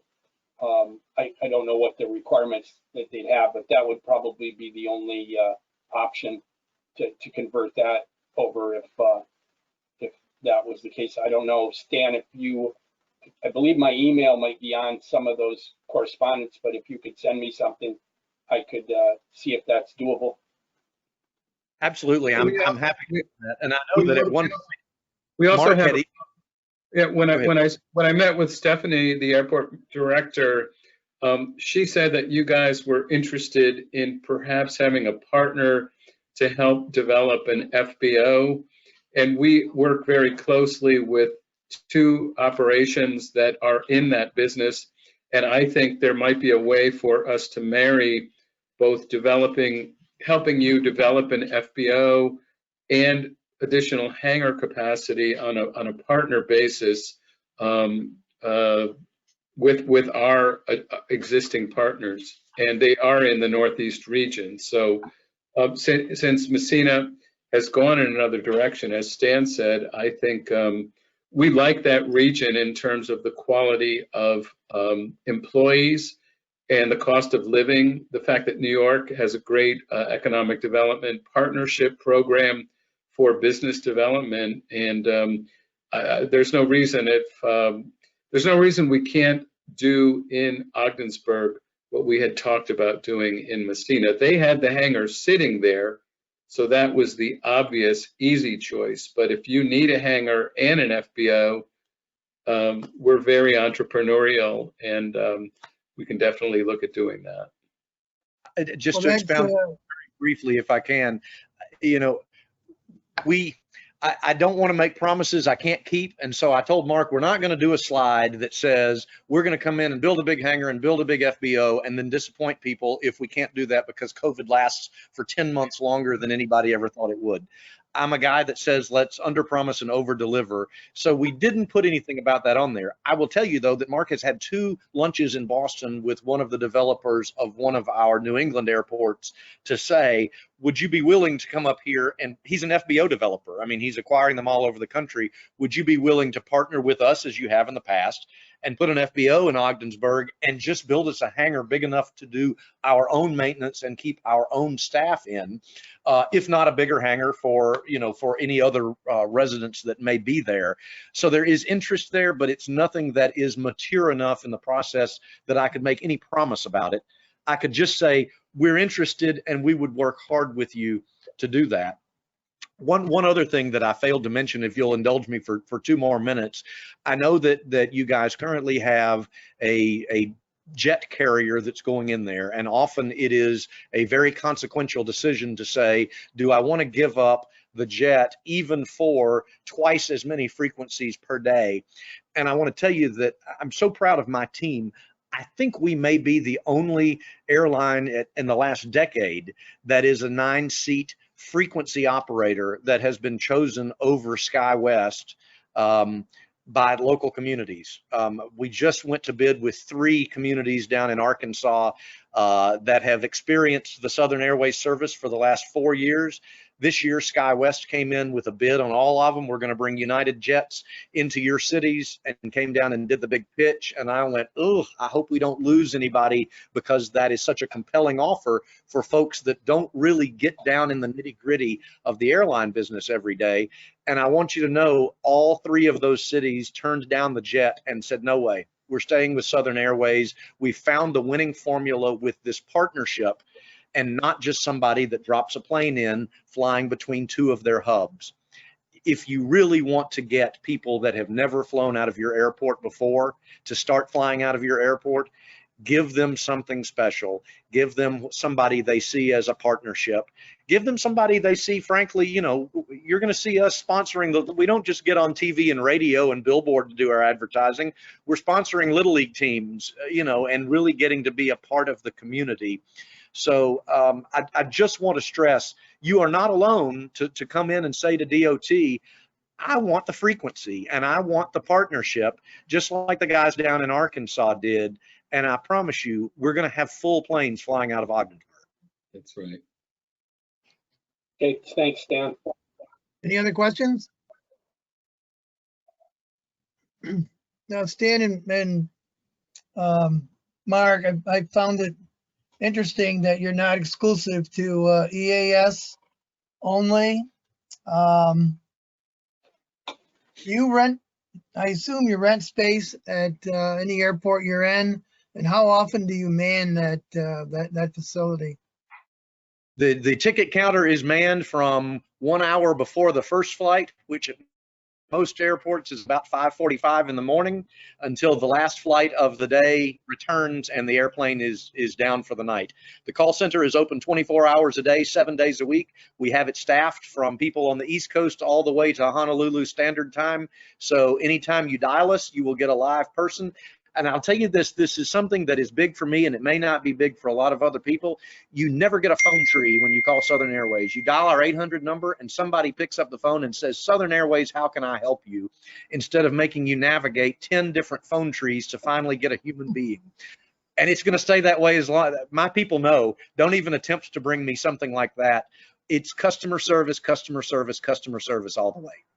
That's good. And you should know that we have 5 colleges in St. Lawrence County.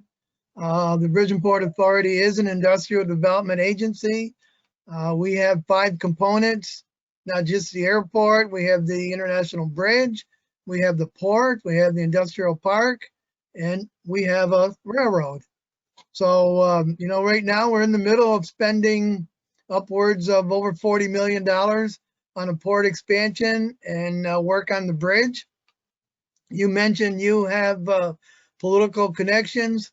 Some of our board members, you got to watch out for them. They're politicians too. So we try to keep our eye on them. I don't know. Oh, but Sam, I hadn't even looked this up, but I'm about my friend John Katko, that's a congressman from up in New York. He's not yours by chance, is he? No, he's not. No. Okay. Sam, hopefully they'll partner with us on developing our hangar and your FBO there, and I think that would be very exciting. I really like the fact that the Buffalo Albany service that, you know, we were ready to launch pre-COVID, and we got commitments from over 200 companies in Buffalo and Albany that were willing to write checks to us, because it's a long, bad drive. I've done it. But those airplanes for Buffalo and Albany would be serviced at our new hangar up in Ogdensburg. And I mean, you guys are right in the middle there. So, I mean, I think the state of New York would look at this as a very good development in this horrible COVID time, that a company is willing to put down roots and be committed to a post-COVID, regional airline enterprise in your market. And you guys are a perfect place for us to do it. Yeah, if you'll build the hangar, I guarantee you we'll be your anchor tenant. I'm just conservative enough that I can't fork out the money to build something while I still don't know how long COVID's going to last. So we're playing it pretty conservative on that. But if you get some government funding, and I'll be glad to help you any way I can to get it, you'll have an anchor tenant for as long as you keep us. There you go. Obviously, no matter what happens, I think we'll be talking in the future. I hope so. Please feel free to reach out. I think you've got my email address, and I'm happy to give my phone number. If anybody has any questions further down the line tonight, tomorrow, whenever, my number is 901-604-3634. That's 901-604-3634. I'm happy to take your call anytime and chat about anything you want to. Stan and Mark, thank you very much. It's been a pleasure, folks. Have a great night. A pleasure to speak with you tonight. Thank you. And I know we were last, so appreciate your patience and your attention. Oh, you did fine. Thank you. Thank you very much. Good night.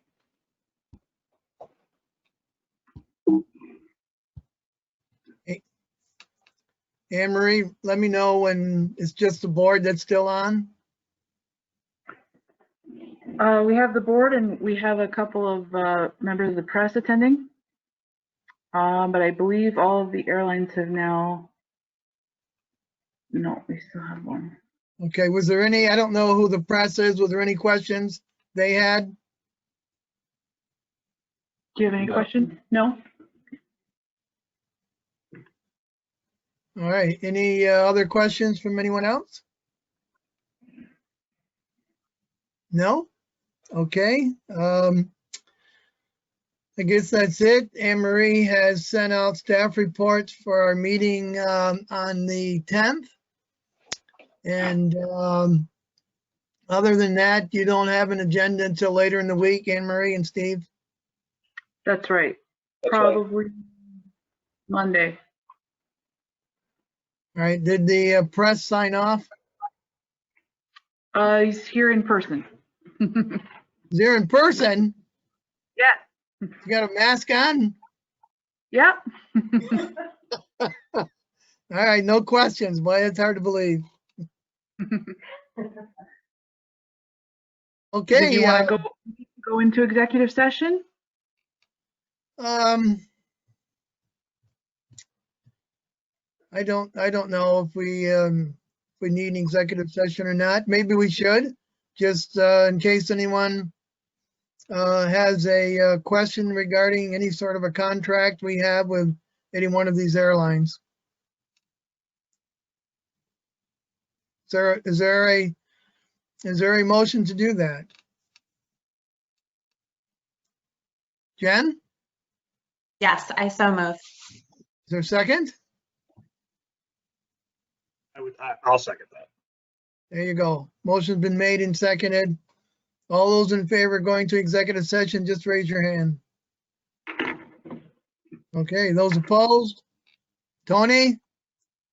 You still with us? I am. Yes. Okay.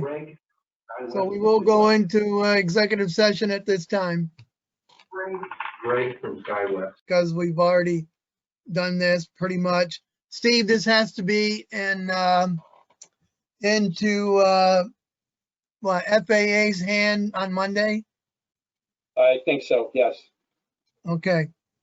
All right, good. So let's go on from there, but obviously. Friday. It has to be in by Friday. Oh, it has to be in by Friday. Well, good. Yeah, I'm looking. One of my, I haven't turned my calendars yet. That's what's throwing me off. All right. Is that tomorrow Friday or next week Friday? No, the 5th, this Friday. Oh, today's Wednesday. Yeah. Okay, so this Friday. Okay. Your calendar, Tony. Yeah, I was Thursday. I don't know. I hear you. All right, Sam, do good you enough. want me to Anything approach else? the mayor? Anything else from anybody?